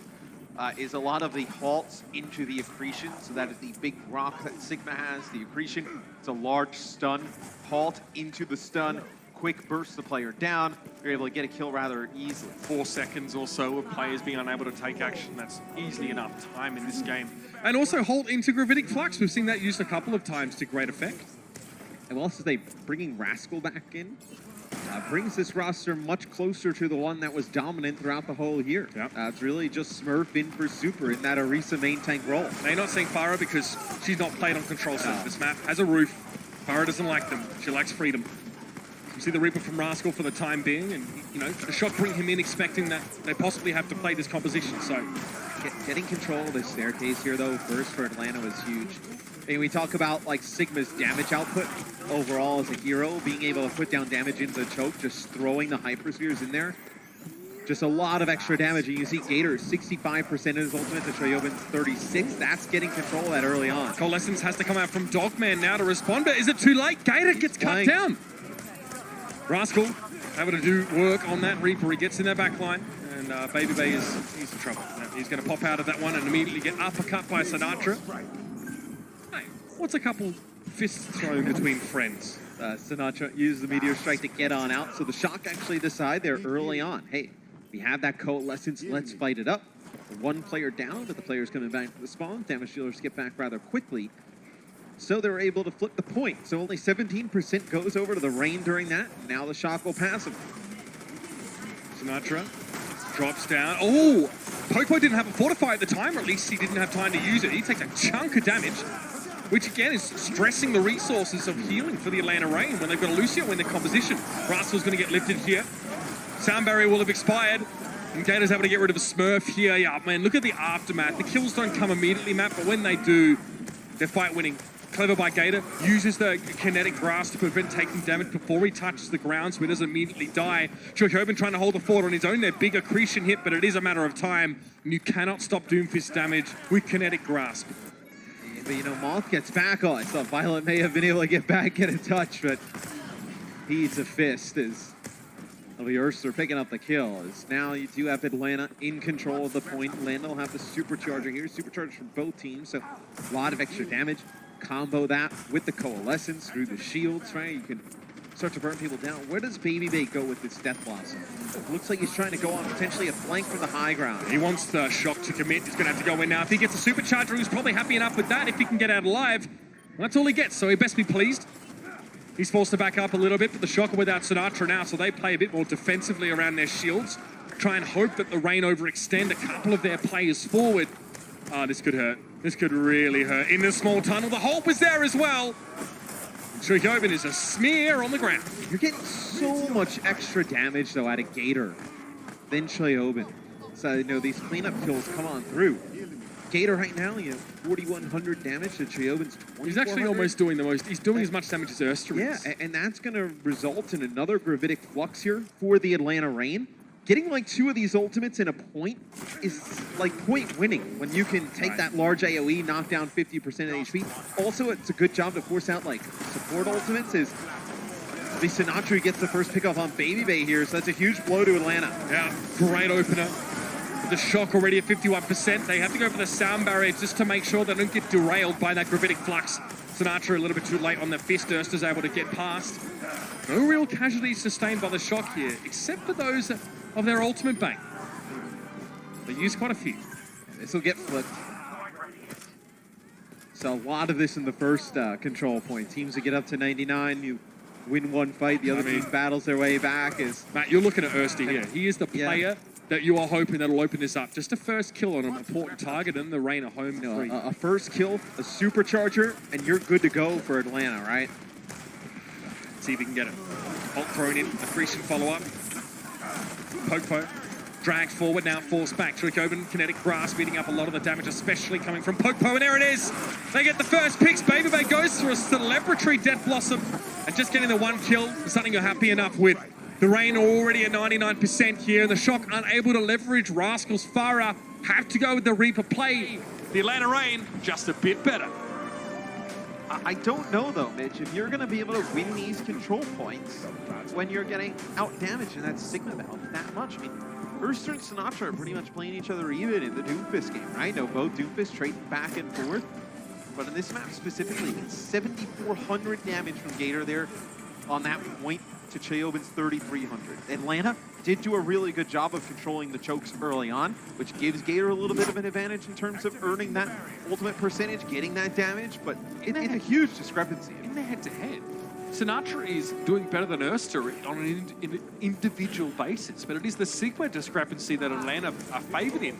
Rascal also struggled a little bit on Reaper in that round. But, I mean, the impact Gator is making is pronounced. So Rascal doesn't play the far, so maybe they bring him in because maybe something going on with the comms or like how the team's structured, where Rascal's been a mainstay of this team. That'll be a teleporter to the point from Atlanta as Baby Bay will come out on Symmetra. You feel like you have to favour this composition from the Rain here, right, Matt? Well, now that they have control of the point, you like it a lot for Atlanta, and this also gives them control of the choke, where you're going to have to walk into the hyperspheres that Gator's going to be throwing down. And Atlanta don't even have a Lucio. They get the point first, they control it. Baby Bay charging up. That beam's going to keep on going until there's nothing standing in its way. Smurf looks like the target. Baby Bay, oh, you got to be careful. He's a bit squishy. He steps past his own shield, and he pays the iron price. Yeah, that's why we haven't seen Symmetra as much as I think some of us anticipated. Is compared to Reaper, she is very squishy, really easy to eliminate. Reaper, he does have the life steal, right? When he's putting down damage, heals himself. Symmetra has none of that. She can put out a ton of damage, but very, very dangerous when you see across the lines or the barriers, like you saw Baby Bay there, taken out really quickly. So you only have 200 health. Positioning, yeah. Half of that is shielding. So it means you want to duck in and out. Use your shielding. Yeah, it's going to be a lot here. Wall plays right at the back here. And yet the Rain don't really play behind it. They come forward, especially after getting rid of Rascal. Perhaps they're ready to go. Moth was not going to escape there. And I mean, look at what Symmetra's offering here, Matt. A lot of control mid-fight, some mobility later on. The teleporter come forward. The Rain looking good here. Yeah, and there's no real reason for them to play behind the Symmetra shield because the Coalescence just goes on through. I mean, they're trying to pump down the damage with the Coalescence there. It's do you have the teleporter here? It looks like a few players using it to go back to the choke. So they'll be able to use this behind the Orisa shield. Hey, if we start to get dangerously low, we can back up right to the point. Don't have to run all the way back. So, you know, by losing the Lucio, they gain some of that mobility by having the Symmetry. And they have Immortality Field, Yeah. which for Sinatraa is ridiculous. The longer you can keep her alive, that consistent damage is going to keep coming. Great accretion there. That really forced Sinatraa out of position. Gravitic Flux, both teams actually knocked up now. It's messy, but the shot come out on top. All you need to know there is that a lot of key ultimates were used. Both Sigma ultimates, a supercharge from Poco. Master threw up an amplification matrix. Sinatraa had to come in with his own Meteor Strike, and Rascal used the Death Blossom. I think if you're Atlanta in that point, you see them using everything, you kind of commit as well, and it's like, well, if we win this fight, we win this point, we win the map. So you're in a good spot. This will be a Symmetra shield, comes in from Baby, splits it right down the center of the point. This lets you advance without taking any poke damage. This is ideal. Amplification Matrix had to be used there. It's going to get taken down now, and Gator gets rid of Sinatraa. Look at this, the shot, try and get aggressive. Perhaps they think this is the answer. But Baby is charged up, sitting in the background, and no one's paying him much attention.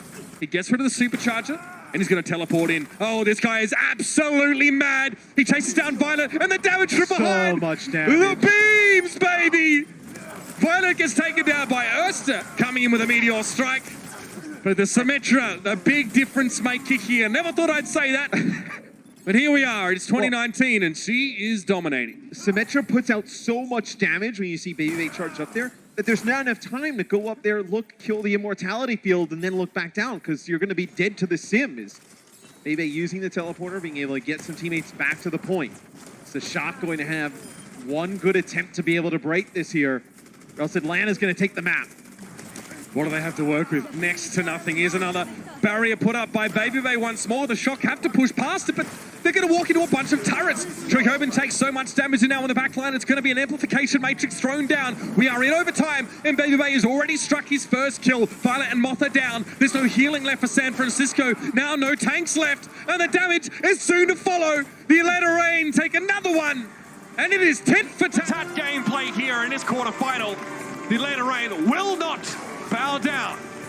Atlanta goes up 3-2 in the series, one map away from beating the Shock. Both of these teams have not lost in regular season play since June. The two hottest teams in the league, but right now, Atlanta looks to be coming out on top. Must-win territory coming up after this game break for the San Francisco Shock. The Overwatch League is brought to you by T-Mobile, now connecting 99% of Overwatch League fans. Catch your league on America's network, T-Mobile.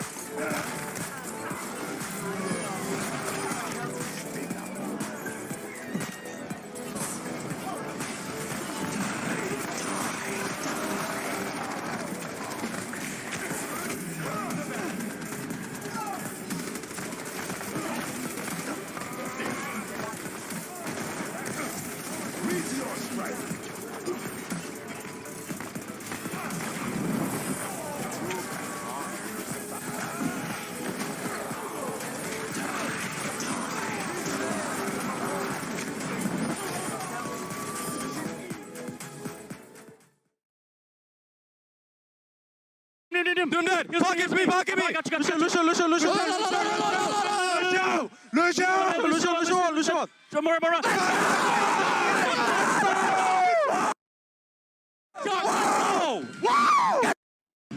Let's get it. Nice. Nice. Everyone take a breath. Take a very, very deep breath, okay? Everybody on three. 1, 2, 3. Deep breath. Clutch the baby. Let's go. Good. Beautiful stuff. He hit him. Welcome back to another game break. Safe to say that Atlanta was pretty hype after winning map 3 on Horizon. RIP headphones. They're so loud. But anyways, guys, Malik here. We got Soe and Brand.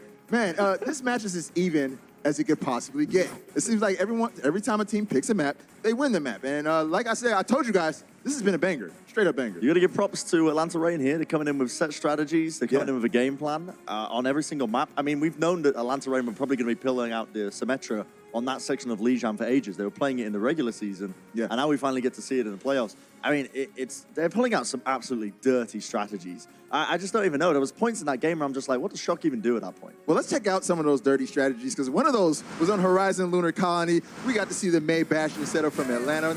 They were able to pull out the full hold. Just some crazy stuff coming out. Yeah. Here's the thing, like, it's not like Atlanta looked particularly good on their offense. Honestly, it does look like this should have been a win for the San Francisco Shock, who didn't play bad either. But then Atlanta Reign on the defense just completely shut them down. And that was once again due to a phenomenal individual experience, or rather performances, not experience. It was a great experience to watch it. Erster on that Tracer, Striker on the Tracer. We finally get to see a Tracer battle again. I don't think any one of us expected that to happen today. Yeah, it's a pleasure to see when it does happen, but as well, it's the Shock. I did say, generally after these little breaks that we have, where they have a time to talk to their coaches, they tend to play better, but it has been incredibly even between. That was just absurd. I don't know how you're going to be able to predict that. I mean, Baby was just invisible there, but these games have been so incredibly close and backwards and forwards between all of them. But one thing I've seen at Atlanta Reign doing, you see Gator here, he's playing at off angles all the time. He's playing never really with his team. And you don't see teams doing this. But the reason why... It's very risky. It's super risky. You get caught out of it. Right, exactly. And you don't have an opportunity to use the rock, to use your shield, to peel for the rest of your team. Peel as in using it defensively to try and protect your team. Gator's being incredibly aggressive at a lot of these off angles. And it's working sometimes because Shock just seem to be struggling to adapt to it in the moment as it's happening. I mean, it works due to the play of Baby Bay and Erster. With the Reaper and the Doomfist being so much in their face, Gator does have the space to coming from those off angles, and it surprised them as they are just generally busy with the front line. Erster is going in and out like no other, and that is kind of the beauty of that Doomfist, right?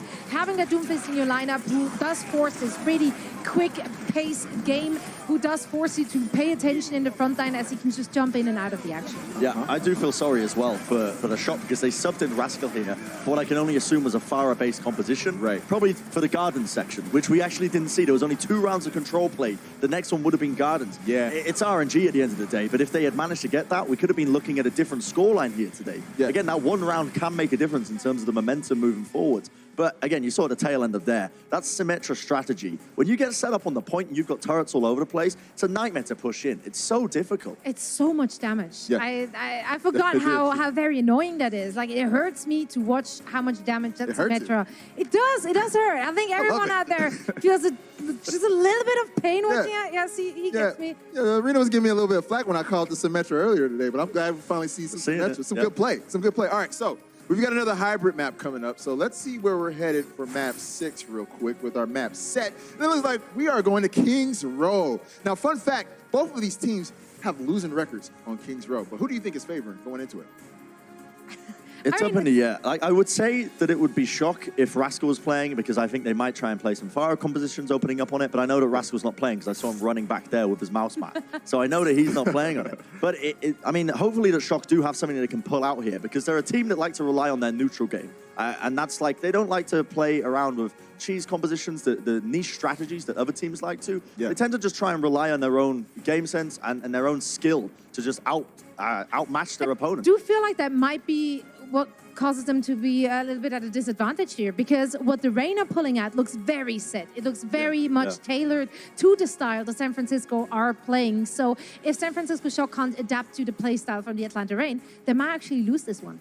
Interesting. All right, well, real quick, before we go back to the game, because I don't want to cut you off. I just got my ear that there's like a special fan in the audience right now that we're supposed to be checking out. Every fan in Yeah, the yeah. Oh, there it is. It's Oh, Puckett. there. Oh, look at that. It's the Puck Fist. I was actually expecting Puckett. There he is.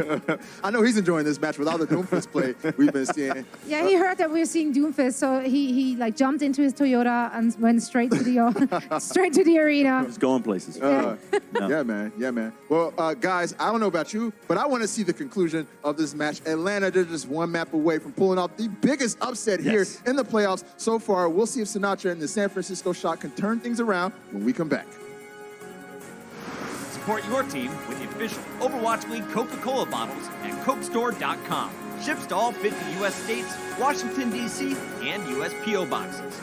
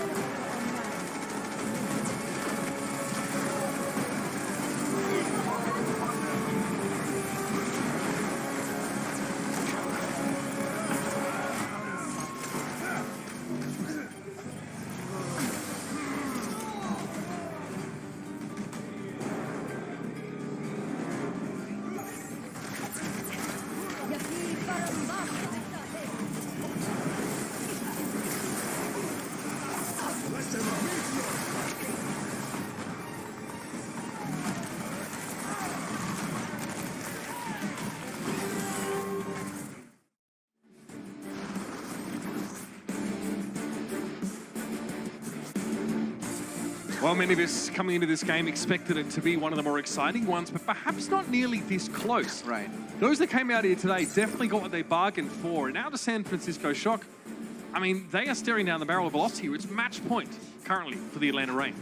And I don't think it's been a scenario where the Shock has really looked bad. I think it's just that these are two really strong teams. In my opinion, the two strongest teams coming into the playoffs, albeit a very different meta than we saw in Stage 4. But Atlanta has gotten the better of them today. So we do have a sub for Kings Row. So Striker will come back in for Rascal. Something we were talking a little bit about during the breaks. Where is Architect? I feel like Architect provides you the Reaper play that we've seen from Striker and we've seen from Rascal. Also provides you the flexibility to play something like a Pharah, play like Widowmaker, Genji. I mean, you can play a lot of the heroes you would put in.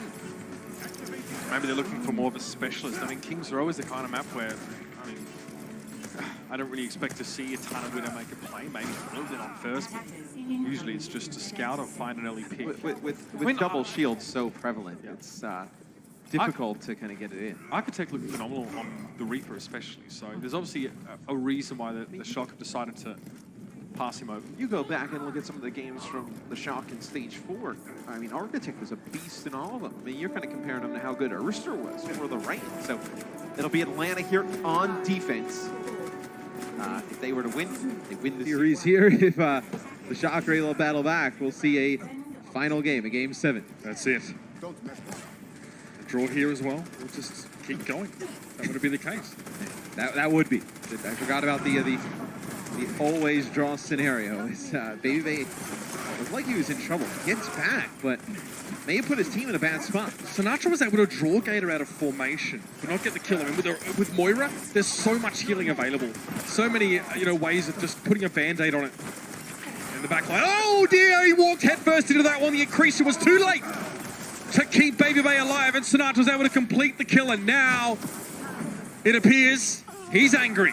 Yeah, but it's just the positioning there from Atlanta, and it starts with them trying to get the shields back for Baby Bay as he's trying to come back in Wraith form. He's coming out of it. They need to go up to help him. Puts everybody in a little bit of an open space out on the point. And that allows the Shock to take advantage. They'll take point A. They'll get the payload. Coalescence for both teams. You expect them to both be used rather quickly as Moira can build it up rather fast. In this choke, a good opportunity to use it. You see Baby Bay here lurking. Oh, I can't believe he's got this far. That's crazy. Violet Moira. Yep. Violet now with Coalescence. Can they keep Smurf alive? Just, and they get Baby Bay as a result. That's beautiful stuff. I mean, Baby Bay has a past in other FPS games that actually require a lot more stealth. Like Counter-Strike, for example. So I guess maybe he's just, playing the lurk role. Getting in as the Reaper. It doesn't work out there either, though. And Sinatraa, by the way, already has 5 final blows of his team's 11. Choyoven uses the Gravitic Flux during that fight. No sound barrier available for the Atlanta Reign, so you're able to get that 50% damage on all those players stuck inside of it. Now, though, for Atlanta, you'll have the opportunity to use your Gravitic Flux. You have a Supercharger as well, so this will be a good opportunity for Atlanta to try and get a defensive stand here. They haven't had a one so far here on Kings Row. Supercharger placed very far forward. The Shocker placed that within range for Atlanta to get rid of it. And they do, after they get rid of Choyoven there. That was interesting setup by Smurf. Can this be recovered by the Shock? They're going to invest in it though. Sound barrier here. Sinatraa is going to get dropped. Yep, 2 for Gator. Again, just a quick look at the health bars of the enemies that were suspended in midair. Gator makes it 4. That's just disgusting. That is nasty. But now, though, when you use all these ultimates for Atlanta, you kind of have to, but that's what the Shock wanted them to do. That's what the Shock earned by getting the payload this far. Now they'll have Coalescence, they'll have their own Death Blossom, and then Choyoven about halfway to another Gravitic Flux. If you can get that, you think you get it before Moss has a sound barrier or able to use that ultimate. If you get a good one, Choyoven's had some ones that are questionable today. You think you're able to get the cart moving again, potentially take that second point. Here it is, Coalescence to start the fight. Striker comes forward. Looks like he was immediately uppercut as he came out of that teleport. Don't matter though, he drops down. He's already gotten 2, and Popo shredded by the Death Blossom. You don't even need to wait for that Gravitic Flux. You use the Coalescence, you get that Death Blossom, Striker in position to make a play, and you'll be able to take that second point here on Kings Row. So just one really good defense for Atlanta. Otherwise, it's been all Shock here on offense. Atlanta needs a hold here. It was brought up at, oh my gosh, the whole into accretion. It was brought up at halftime, the difference between play style of these Sigma players, right? We see, Bren pointed out, Gator likes to play off angles, looks for opportunities to get damage. Now, maybe that is riskier, but you have Moira to heal you. So, is it really that risky? Gets you more damage. Big impact from Gator so far. And you need to play aggressive around this corner if you're Atlanta. You cannot let the cart get around this corner for free. Sure, give it some trouble. Erster, long range just to try and set up a rocket punch, and Gator has just noticed Striker going for the flank. He's called that out, but everyone got drawn up into the air. Popo taken down by the Gravitic Flux, and Gator not really sure where to look right now. Erster trying to disrupt people. Fortunately, that seismic slam is not enough, not even close. 7 final blows Sinatraa, 13 between Sinatraa and Striker. Do the math. Only 1 final blow between the damage dealers on Atlanta. They are way behind. Don't have any damage dealer ultimates here, no supercharger. It'll really be just sound barrier and Gravitic Flux here for the Reign on defense. Ooh, Gator, so weak. Had to quickly respond with that kinetic grasp. Doesn't allow Sinatraa to get in undetected. Not quite the sound barrier though. Was able to fortify him heading forward, and Striker, as soon as that tension has gone away, he unfurls, and so does the Death Blossom. Well, perhaps some of our concerns about Striker in over Architect or another player have been quashed. A very quick finish for the San Francisco Shock. 3 minutes, 12 seconds on the dial. A series that's been really competitive. This first half here on Kings Row is all San Francisco. Striker with the 4K here to wrap things up. It completes their offense. 3 minutes and 12 seconds in the time bank. A dominant map here for the Shock. We'll see Atlanta's offense after this. Support your team with the official Overwatch League Coca-Cola bottles at cokestore.com. Ships to all 50 U.S. states, Washington, D.C., and U.S. P.O. boxes.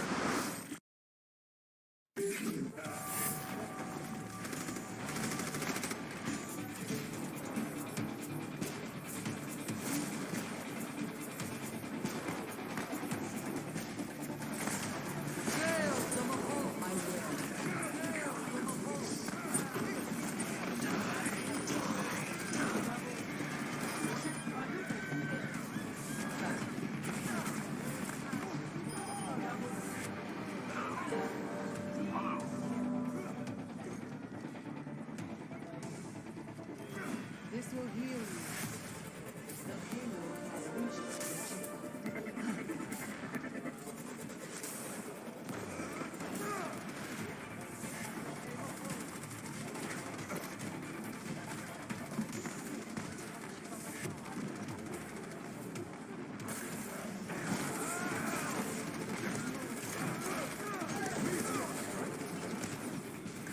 cease resistance.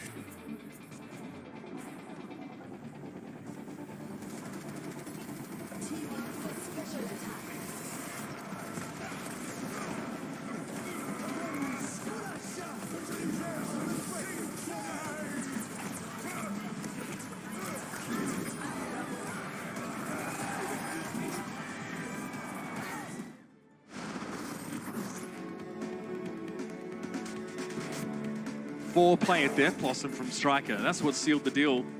And for the San Francisco Shock, you have to be pleased with over 3 minutes on the time bank after Kings Row. There was only, 5 final blows from the entire Atlanta Reign roster. They, on defense, they looked like they had some real problems. It's also a lot of the players on the Atlanta Reign.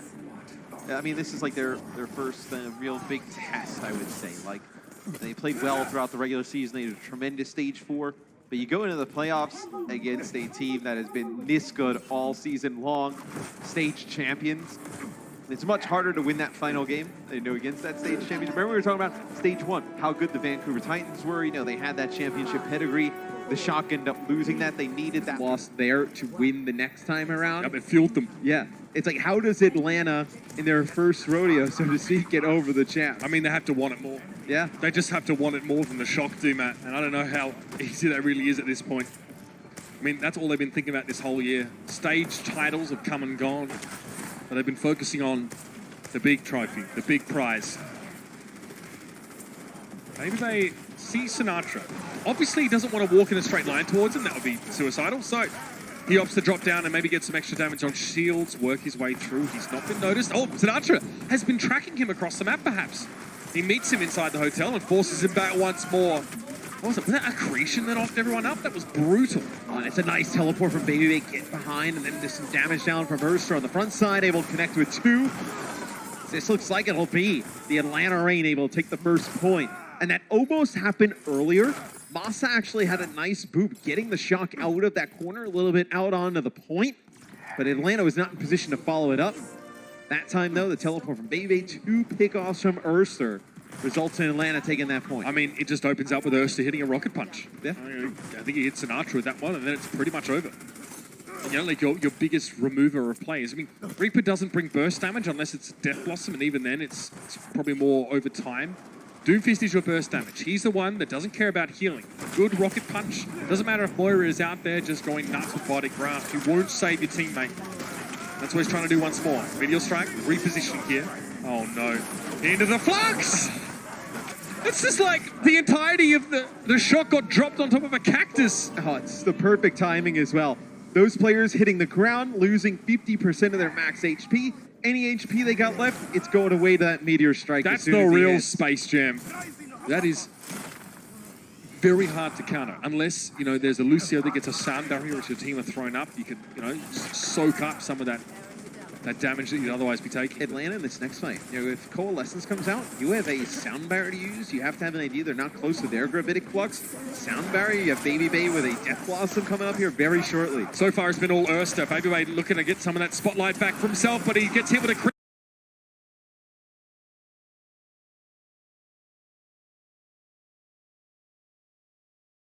Goes in reflexively for a Death Blossom. It doesn't pay off.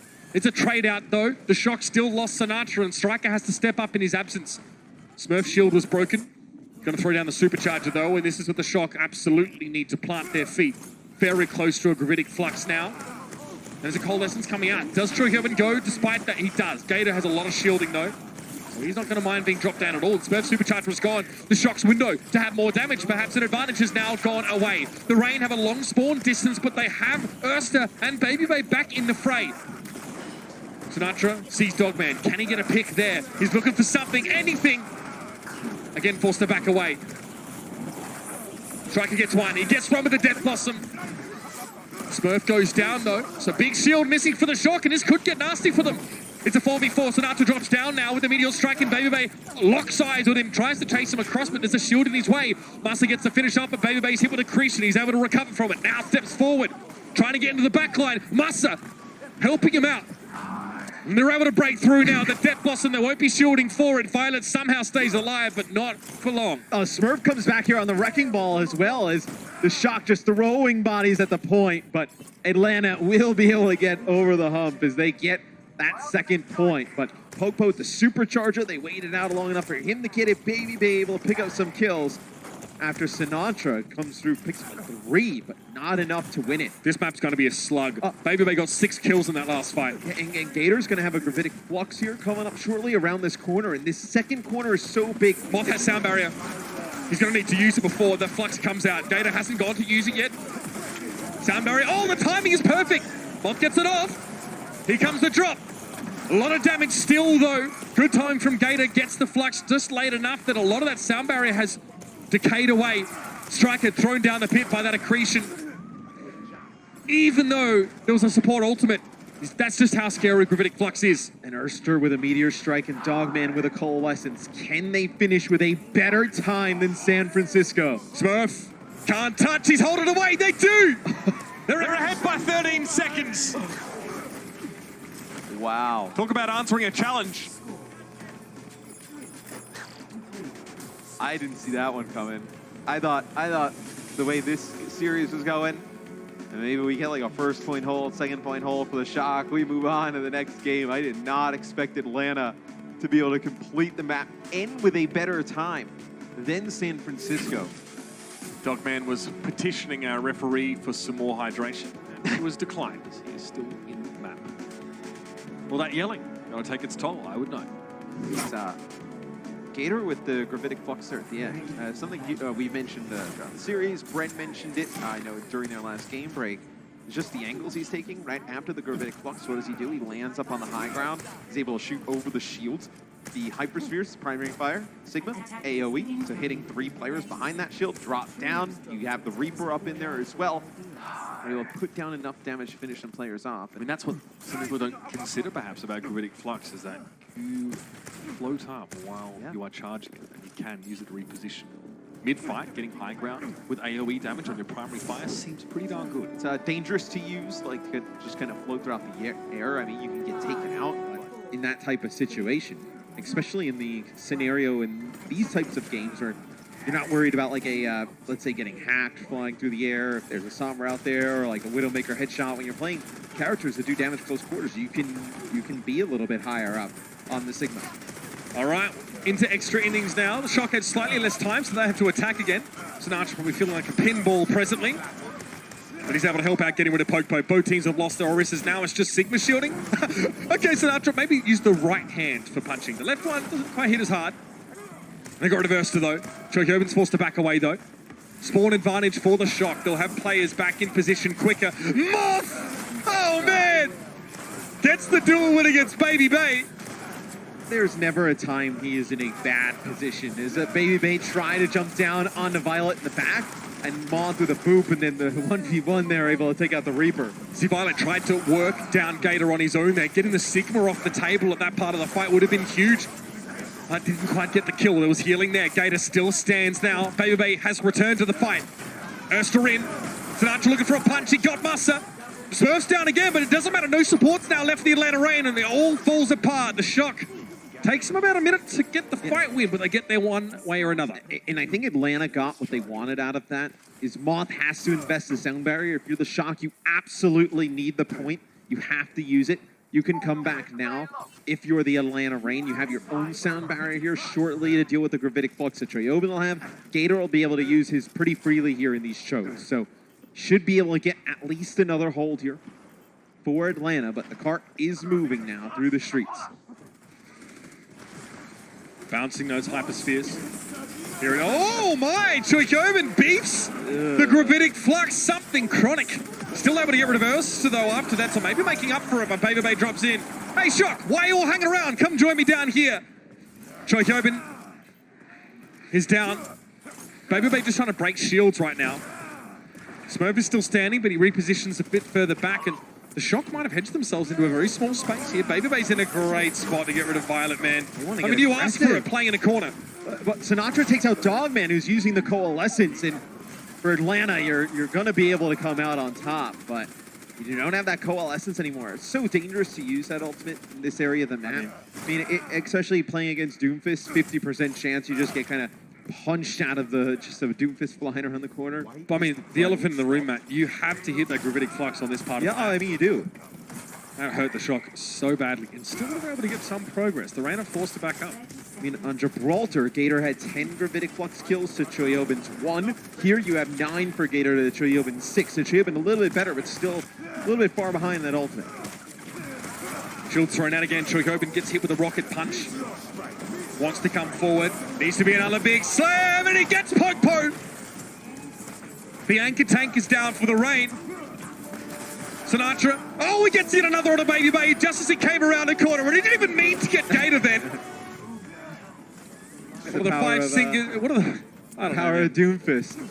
You don't intend to get somebody, they walk into your line of sight. It's like Hanzo, right? Somebody. Yeah. Shock get to the last stage of the map in overtime. I mean, it's not bad considering how much time they had to work with. They dilly-dallied a little bit on the second point. Trioben now has another chance at redemption here for Gravitic Flux. Here's a chance to take the high ground after. Let's see. Oh, the hold! It's good, but a Soundberry is even better. Dogman and Must able to keep their team alive with 2 support ults, so they had to lay them to keep them in the fight. Gravitic Flux. Oh, Gator gets 2 and Baby follows up 1. That'll do it. That'll be enough. And that combo consistently looks very nasty. Halt in, everyone gets thrown up, and they're dropped on top of an ulting Reaper. Not a damn thing you can do about it. Obviously, you would have liked it earlier, but still, you think it's still winnable. The Shock have been here before. You remember back Stage 1 finals, that Rialto game? Oh my gosh. They set a tremendous time on offense and against then they Vancouver. Got completely rolled. Vancouver comes back, sets a better time. They're able to win it in OT. But Matt, the win condition for the Atlanta Reign has now been set. Yep. They can advance in this upper bracket to the semi-finals. A rematch against the NYXL. If they get to this part of the map. And mind you, they are 2-0 against NYXL this year. Yeah. They beat them back-to-back weeks. It wasn't like they had a long time to go back and there was a plan and whatnot. There was a break, I think, between those games, but they were back-to-back as far as the schedule's concerned. Doesn't matter. Atlanta Reign, I mean, they've got a very good record against New York. The Shock need to hold them off and trying to force a map 7. If you're either of these teams, the team that you were probably worried about coming into the playoffs the most is the other team in this match. So if you think, if you're the Shock or the Reign, whoever wins this, you make it way tougher for that other team to make it all the way to the grand final, and you think you paved the way for you to just coast your way through. San Francisco now have to stand their ground. Halt in. Oh my, that is a very big rising uppercut. Multiple players caught by that as they'll suck into the Halt, but the Shock are a little bit far forward of their shields. Okay, that's pretty clear. Baby still gets into the back line though. And with the changes to his teleport, that doesn't interrupt it.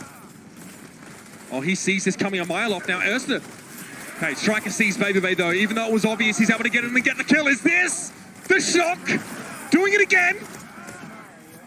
Striker knew that Baby had no cooldown. This teleporter to come in, he needed to use Wraith Form to get away. Yeah. As soon as he got through the hotel, he knew he was clear to just chase him around the corner. I mean, you are doing a lot of tab keeping on your opposition number Reaper. You're yelling it to your team. He has no Wraith Walk. Chase him down. Yeah. Well, time to go again. Coalescence time. Smurf already uses Fortify in the front there. Gator has to back away. He's not looking healthy. Baby now being focused a little bit more. You just traded Coalescence for Coalescence there. I mean, nothing but look at this. Triobin, 88% of the Gravitic Flux. You've controlled the choke. You control the damage Moss output. is closer to the sound barrier though, Matt. Mott's still a little ways away. Sinatraa stunned in midair. Going to use his rocket punch to reposition, but it's off cooldown in a couple of seconds. The Rain have to get out. Sinatraa. Now, old Sinatraa would have chased that in, but this is the new refined Sinatraa. This is bad for Atlanta. I mean, you're just forcing ults to trade ultimates, and then the shot can hold on here. So Baby will teleport behind enemy lines, trying to make a play. Erster's going to get more and more desperate for these kills as time goes on. He has to start dialing up the aggression. Here's a sound barrier. Erster's trying to wait it out. He goes in with a seismic slam, doesn't find anything. Meteor Strike came in. He got violent in the end, but Pokepo's down. Only one shield left for the Atlanta Rain, but it looks like that's all they need. They are all aggression, all fire right now. Trickoven goes down to his own accretions, AoE damage. By the looks of things, perhaps it was the Hyperspheres for the Rain. Get rid of them on point A. I tell you what, though, this next part of the map is going to be treacherous. They are not going to get the time extension. If you have the shock, just make it costly. Make these first fights really costly without for letting Atlanta, it snowball. Without letting it snowball. So Atlanta will get the payload. A minute to go on the clock. You can see at the top of your screen, they got to get to that golden tick, that golden box of victory. Atlanta wants to take the series here. Gator has the shock right where he wants them, in close quarters, and he has Gravitic Flux online. Mott doesn't have a sound barrier, and he wants the shock to group up. Accretion thrown out, quick Gravitic Flux now. Chokoven sent skyward. Just him though, he's taken down. His Smurf actually removed. 1-for-1 trades across the board. Here is the Striker and Sinatraa getting rid of the key targets. The Striker doubles down. Gator's in deep trouble now. Coalescence going to be cutting through the fight, and that healing is very good. Massa can't get away. Dogman ends up using his Coalescence at the end here, thinking it's still winnable. 15 seconds left. You're going to have a tremendous run here for Atlanta Rain to move the payload the distance. San Francisco looking to force the map 7. The Rain have a couple of key ultimates now. They have to dominate in this fight and maybe even win another. Overtime has begun and Chokoven has Gravitic Flux online. Supercharger down for Atlanta. Here comes the Flux! Thrown up in the air is Gator, coming straight back down and Chokoven had to finish, follows up with an accretion, but finally able to get away. It looked like he was able to escape. Dogman faded out. Taken down by Chokoven later on. Sinatraa has to do a lot of work, but he's got no teammates and he has to let this roll. But Mitch, he only gets one with the Gravitic Flux and they don't even force the sound barrier out. So now Massa will have this sound barrier, but Massa has to go back. He goes back and he's speeding the rest of the team back the here. Rain can't leave the payload. No. They need their teammates to be there. They're bringing back Gator. This little delay gives them time here as well. That little delay gave them enough time, but now Supercharger placed back around the corner in a safe spot. Baby Bay low. Sound barrier has to come out here from Massa to keep them up. Baby Bay wants to play aggressively, but Sinatra's looking again to the back line. Baby Bay's down. Reaper's missing. Joy's traded out, but it is the shock. They come alive right when it counts. This series is going the distance, and we wouldn't have it any other way. Striker comes alive here on King's Row. The Reaper Doomfist combination from Striker Sinatraa was clutch in forcing this game 7. We'll see you for that one right after this. The Overwatch League is powered by Intel. Game, record, stream without compromise on Intel Core i7. And by Omen, the official PC and display of the Overwatch League.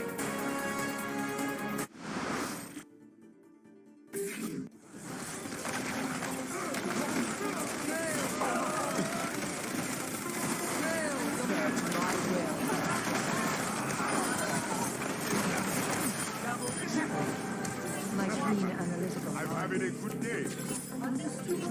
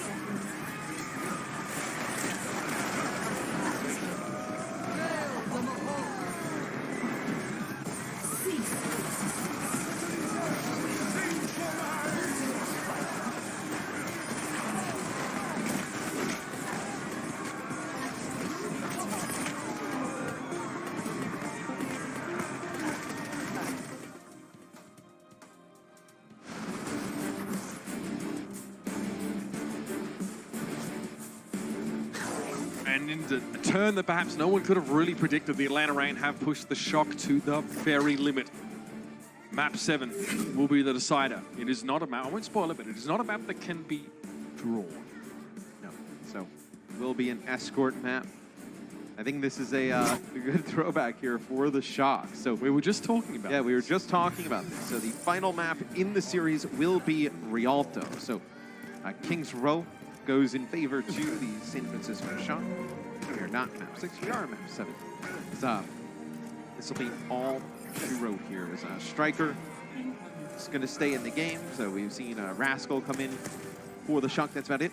No substitutions for Atlanta the entire time. So no N-Layer, no FRD, no Daco, none of those players coming in.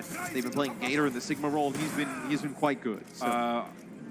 Yeah, I think, Trickoven plays a bit more supportively. He's not as aggressive on that Sigma role, so Gator looks better when we look at our stats here.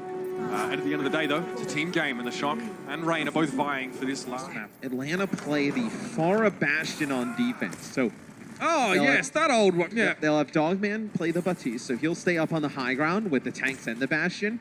And then with the Pharah, you have the Mercy. So if they try and dive on top of the Bastion, you'll be able to shoot all the Pharah rockets down on top. Yeah, this is a throwback to what we saw on Horizon Lunar Colony, with the Mercy in the mix. And they leave Sinatraa here at the beginning of the choke to potentially try and move the cart, but Ursa's going to fight this. Yeah, I mean Sinatraa gets really low, has to back out. Okay, now how do you get rid of this? Oh dear, nice little concussive blast onto the high ground. Moth still got rid of Gator, though. We knocked him off into the drink.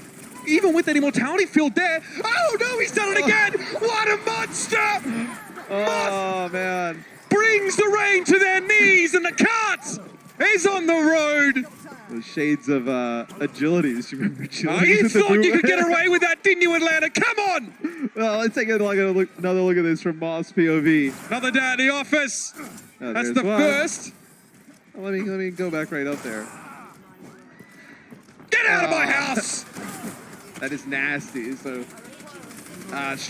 Striker still on the Reaper here. Sinatraa goes back to Doomfist, goes on Tracer for a little bit. So, Baby Bay will get one, Ursa with another. So, Atlanta stabilizes, although it's pretty flashy from the Shock to get the cart going in this next fight. It's all Atlanta. I mean, you're definitely thinking about, can they stave off tilt?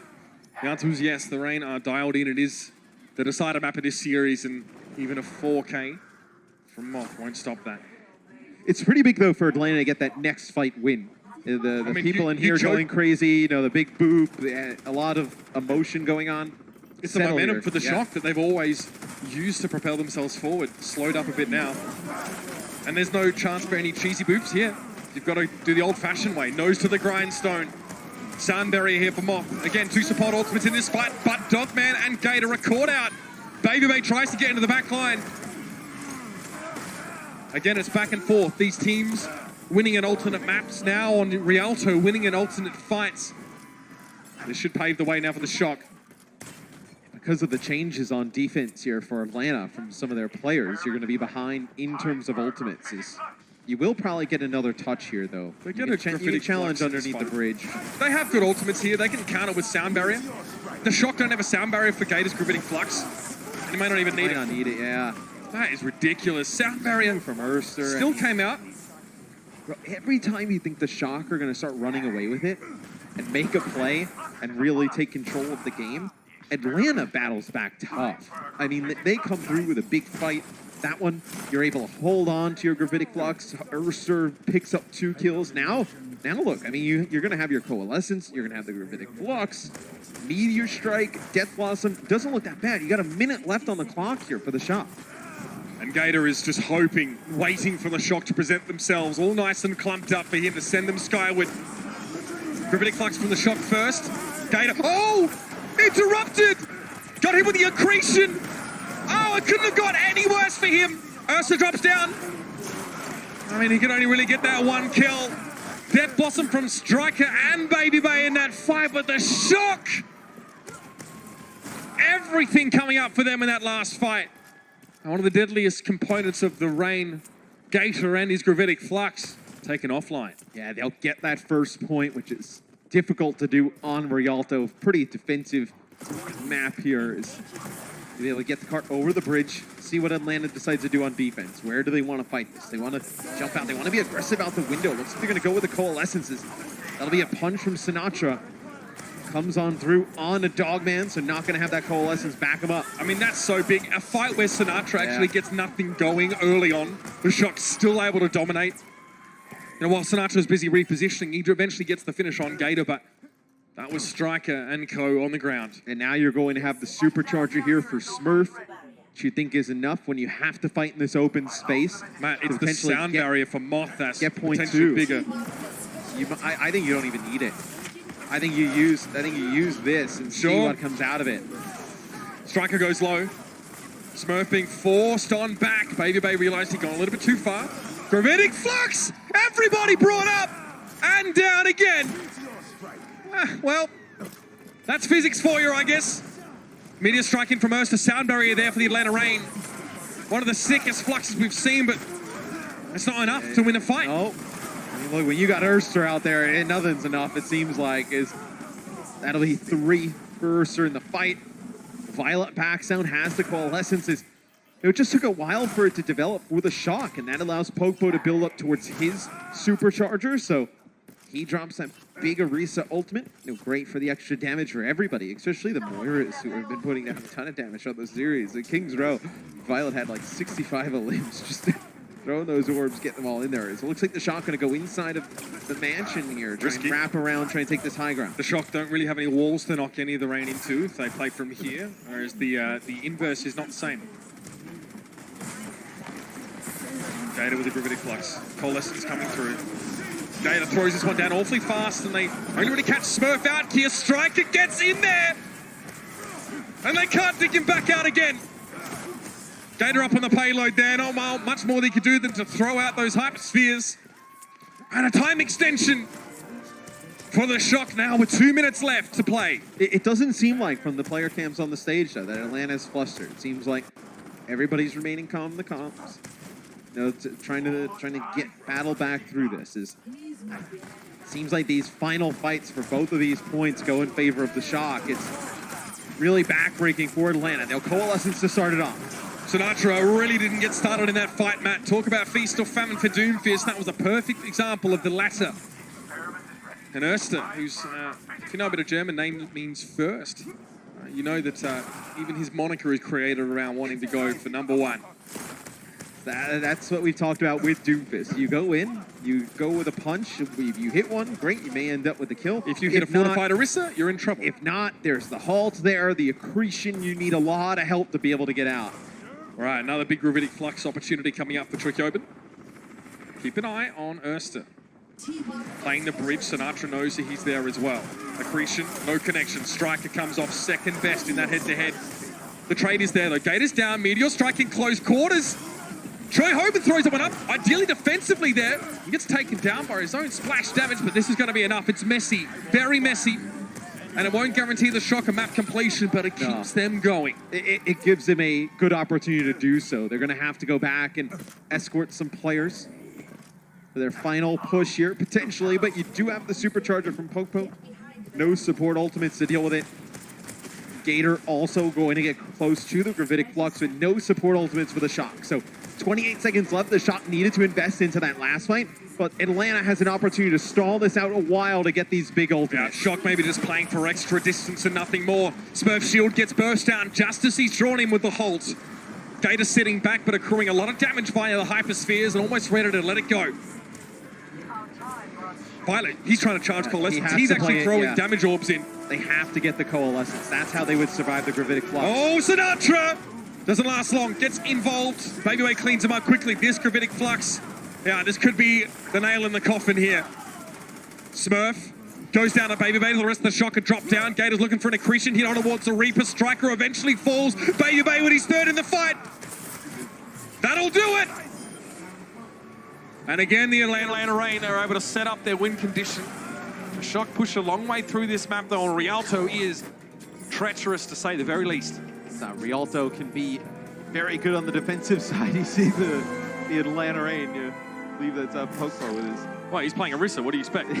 He's just getting knocked all over the place. The Doomfist coming in, the Reaper. It's really difficult for the Orisas to do any type of ground, really is. But for Atlanta, you know, like you mentioned, you know exactly where you need to get the cart. to win this map. The Shock, you're like, oh, well, you know, maybe at home, you're like, oh, well, they needed to hold on to some of those ultimates. Well, you don't use those ultimates with 20, 30 seconds on the clock. You may not even get the cart around that corner and even inside down the street. So that was their best chance to get a map completion. It doesn't work out in their favor as Atlanta can play pretty defensive around both shields, a lot of the pillars inside. I was wondering, you know, with Atlanta just kind of talking a mile a minute up there, whether they were going to come out with something a little bit cheesy here. Well, they're trying to mix something up on the fly. Can you imagine the coaching staff here that they're going to change something? They're setting the dugout at some crucial juncture. Just about to like run out onto the stage. Seth is just losing it. Right, so it will be a Bastion setup. I mean, I was, and honestly, if there was something that you would try here, let's try it once. It would be a Bastion on the cart. The double shield, the immortality field, it's something that if they were going to run the Doom Reaper on defense, you may be able to take advantage of. Let's see if they stick on it, though.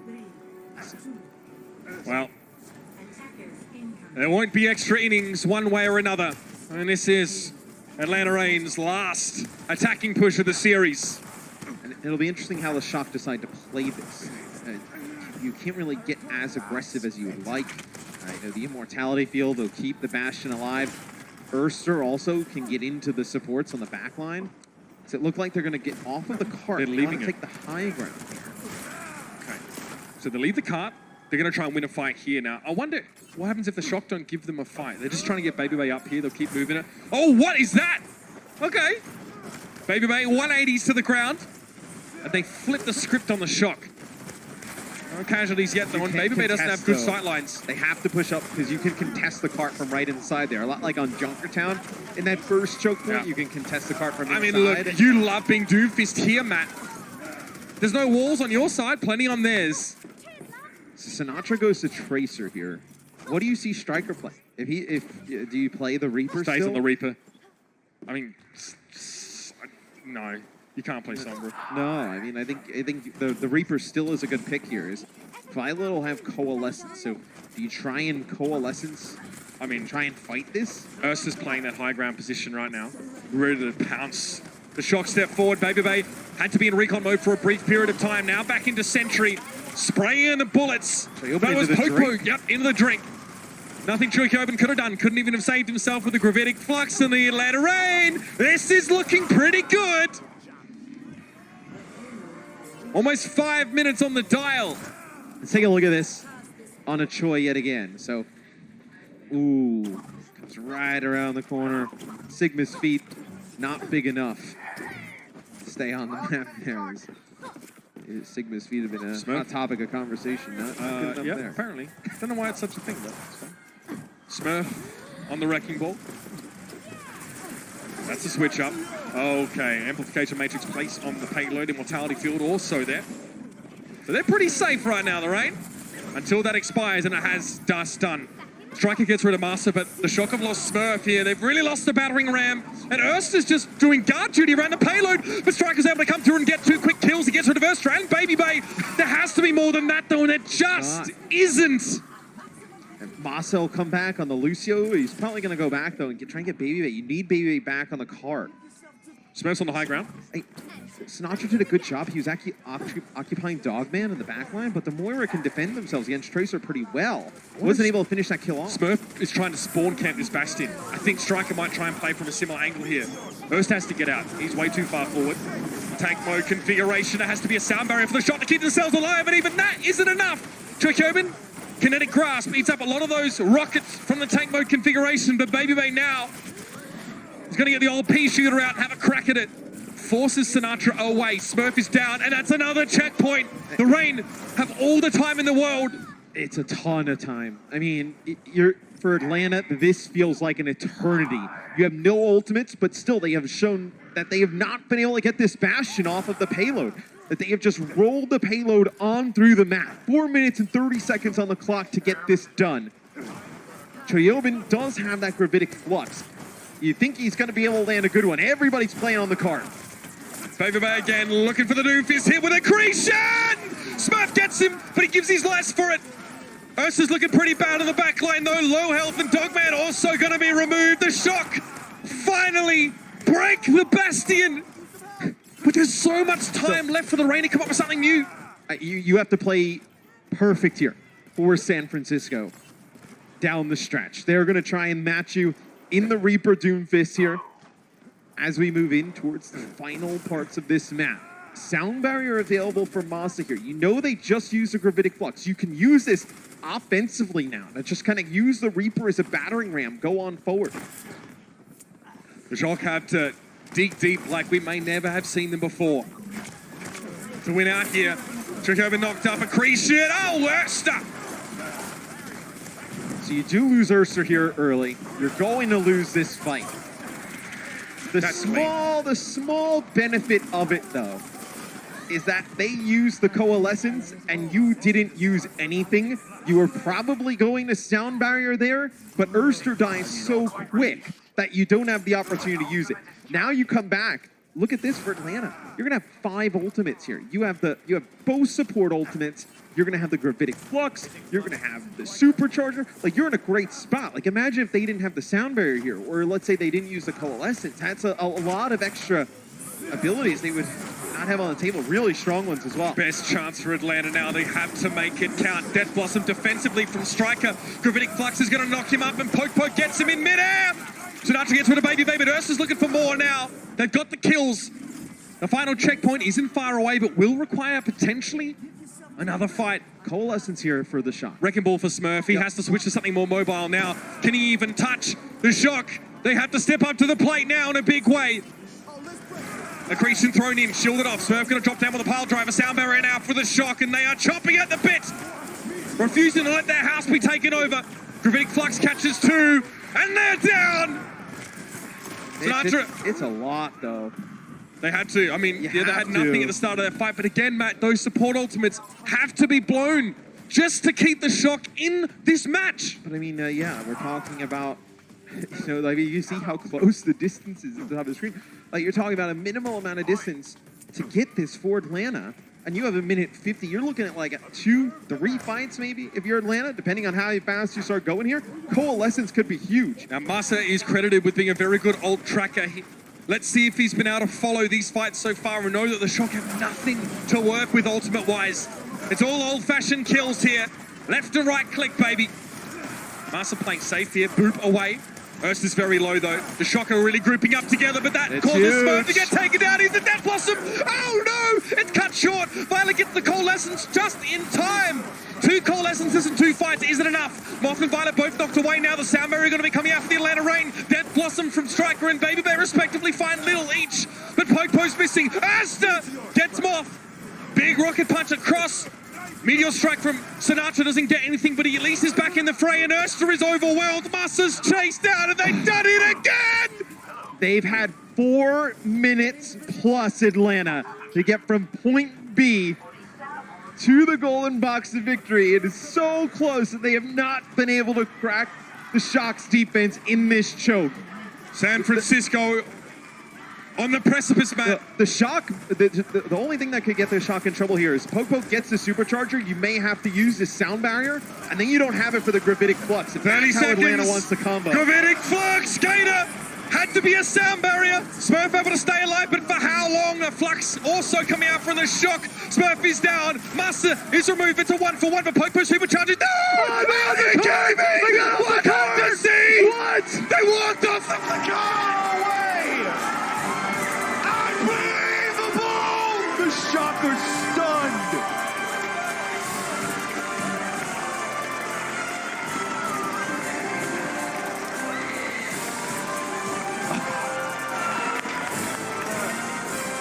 What a series. Possibly the greatest team in the league this year has just committed a cardinal sin of Overwatch. They walk off the card in the Atlanta Rain, pull up one of the most exciting attacking pushes we have seen. And yeah, they look calm right now, but I guarantee you inside they are all aflutter.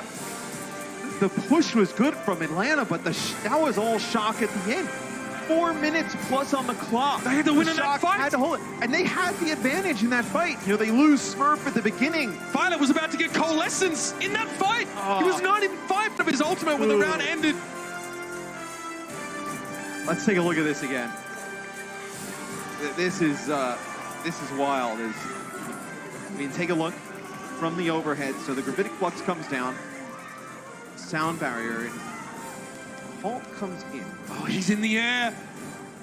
And Choi's off the point. Yeah, it was Smurf getting taken down. He was supposed to be the closest. And there's 4 players in the back trying to deal with Erster. And they just, maybe they thought that Choi was going to get on it. Maybe they thought they had one of the supports in position. And nobody was there.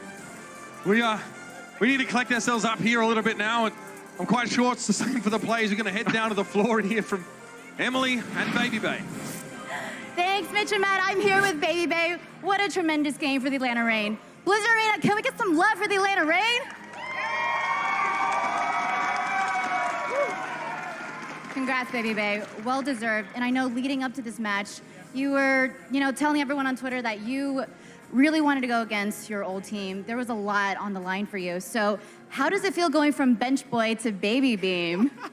I'm sure they're kind of upset right now, for sure. I can't even believe we won. I'm still shaking like this. It's just insane. And honestly, big shout out to the Shock guys, because without them, I would not have been in the position I'm at to even be able to beat them.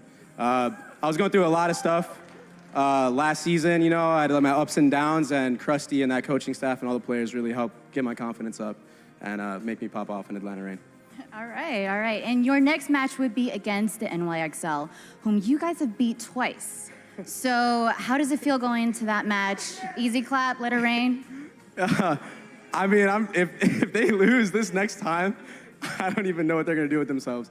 So I'm sure they're going to try really hard, and it's going to be an awesome series. I don't know if it'll beat this series. This was like the craziest series I've ever played. Both teams adapted to each other's play halfway through, like map to map. So I don't think it'll be as close as this one, but I still think we're going to win.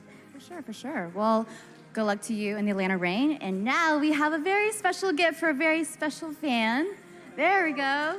Hi there, what's your name? Mason. Hi, Mason. Well, this is for you. And now you have to hug. So sweet. Well, thank you, Baby Bay and the Atlanta Reign. Mitch and Matt, back to you guys. I mean, Baby Bay mentioned that it was, one of his most exciting games to play in. Great to hear from him there in our Coca-Cola victory moment. That was astonishing way to finish the series. It seemed to us, at least as we were casting, that the Shock were going to take it away. Now, things get a little bit harder. Things get a little bit complicated. The script is no longer operating as it was written. The Reign move forward now. A fated rematch against a team that they have never lost to. The NYXL versus the Atlanta Reign in that upper bracket game. It's a huge win here for Atlanta. One, because you knocked the Shock down to losers, right? Which is huge just for you, everybody else. I'm sure everybody else is extremely happy. But also you go up against a team you've beaten twice throughout the season. And a Shock Spitfire lower bracket game. Although with the way the Shock looked today, they still looked really good. Although they end up losing the series, it's going to be a gauntlet for them, though, to get back. You drop down to that loser bracket in round 1. It is a long trip back to that grand final. Even if they manage to beat London, they play the loser of the LA Gladiators and the Vancouver Titans. Yes. It doesn't get any easier for them right now. Pretty insane stuff. We have a special moment to get some words here from Moth from the San Francisco Shock backstage with Mika after a very rough loss. Thanks, guys. You're right. I am standing here with Moth, and that was an incredibly close match. So I have to know, what was your preparation going into today's match? I mean, we just we spent a ton of time trying to figure out how this new patch was played. It's a lot similar to GOATS in that one composition is pretty dominant on a lot of maps, on a lot of points. So we did a ton of prep into like positioning and different styles. And yeah, we figured Atlanta would play a pretty aggressive style, and they did. And they played it incredibly well. Absolutely. And taking what you've learned today in your match, what will the San Francisco Shock have to do to take on and beat London in the next game you have coming up? We're just going to have to work even harder. London's team, I think we're really confident against. We'll review their VODs and work even harder to make our way through the loser bracket. Absolutely. And congratulations. You guys played such a great day today, and I know that you're going to come out and you're going to kick it, and good luck to you, Moth. And that's all we have here. Back to you, Mitch and Matt. Thank you very much, Mika. And the buffer is now gone for the San Francisco Shock. They cannot afford any more of those series losses.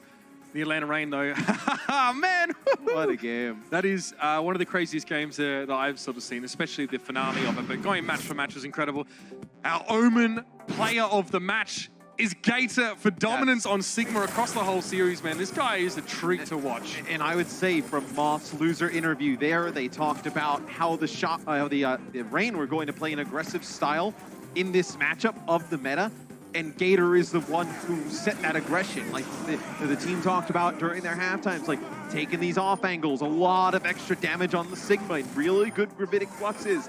And it really threw the Shock off guard at times. And I feel like, you know, in the battles of the Sigmas, you know, head to head, I feel like Gator really performed strong today. I mean, we definitely saw that, right? A lot of accretion plays as well. I mean, Gator, I mean, he got hit with a rock when he went for a gravitic flux there on Rialto. I thought that would sort of be the end of it. But this team's incredible, you know, especially with Gator in the mix. He seems like such a great fit, It's right? a bit of a wild card. Yep, they love playing aggressively. They love playing no respect. And this is the kind of team that doesn't care how long you've been first place for, how many golden stages you have, or what your win-loss record is. They're here to come and play the game. And this seems like their time. This seems like their patch to dominate, Matt.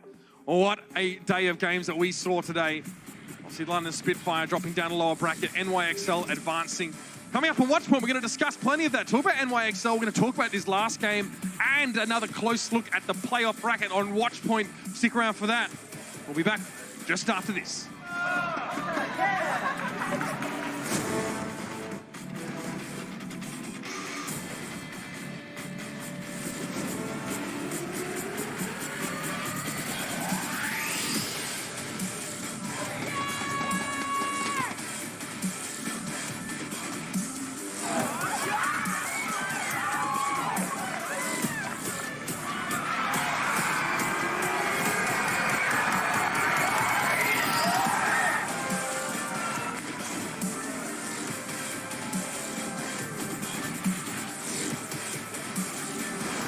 The Overwatch League is brought to you by T-Mobile, now connecting 99% of Overwatch League fans. Catch your league on America's network,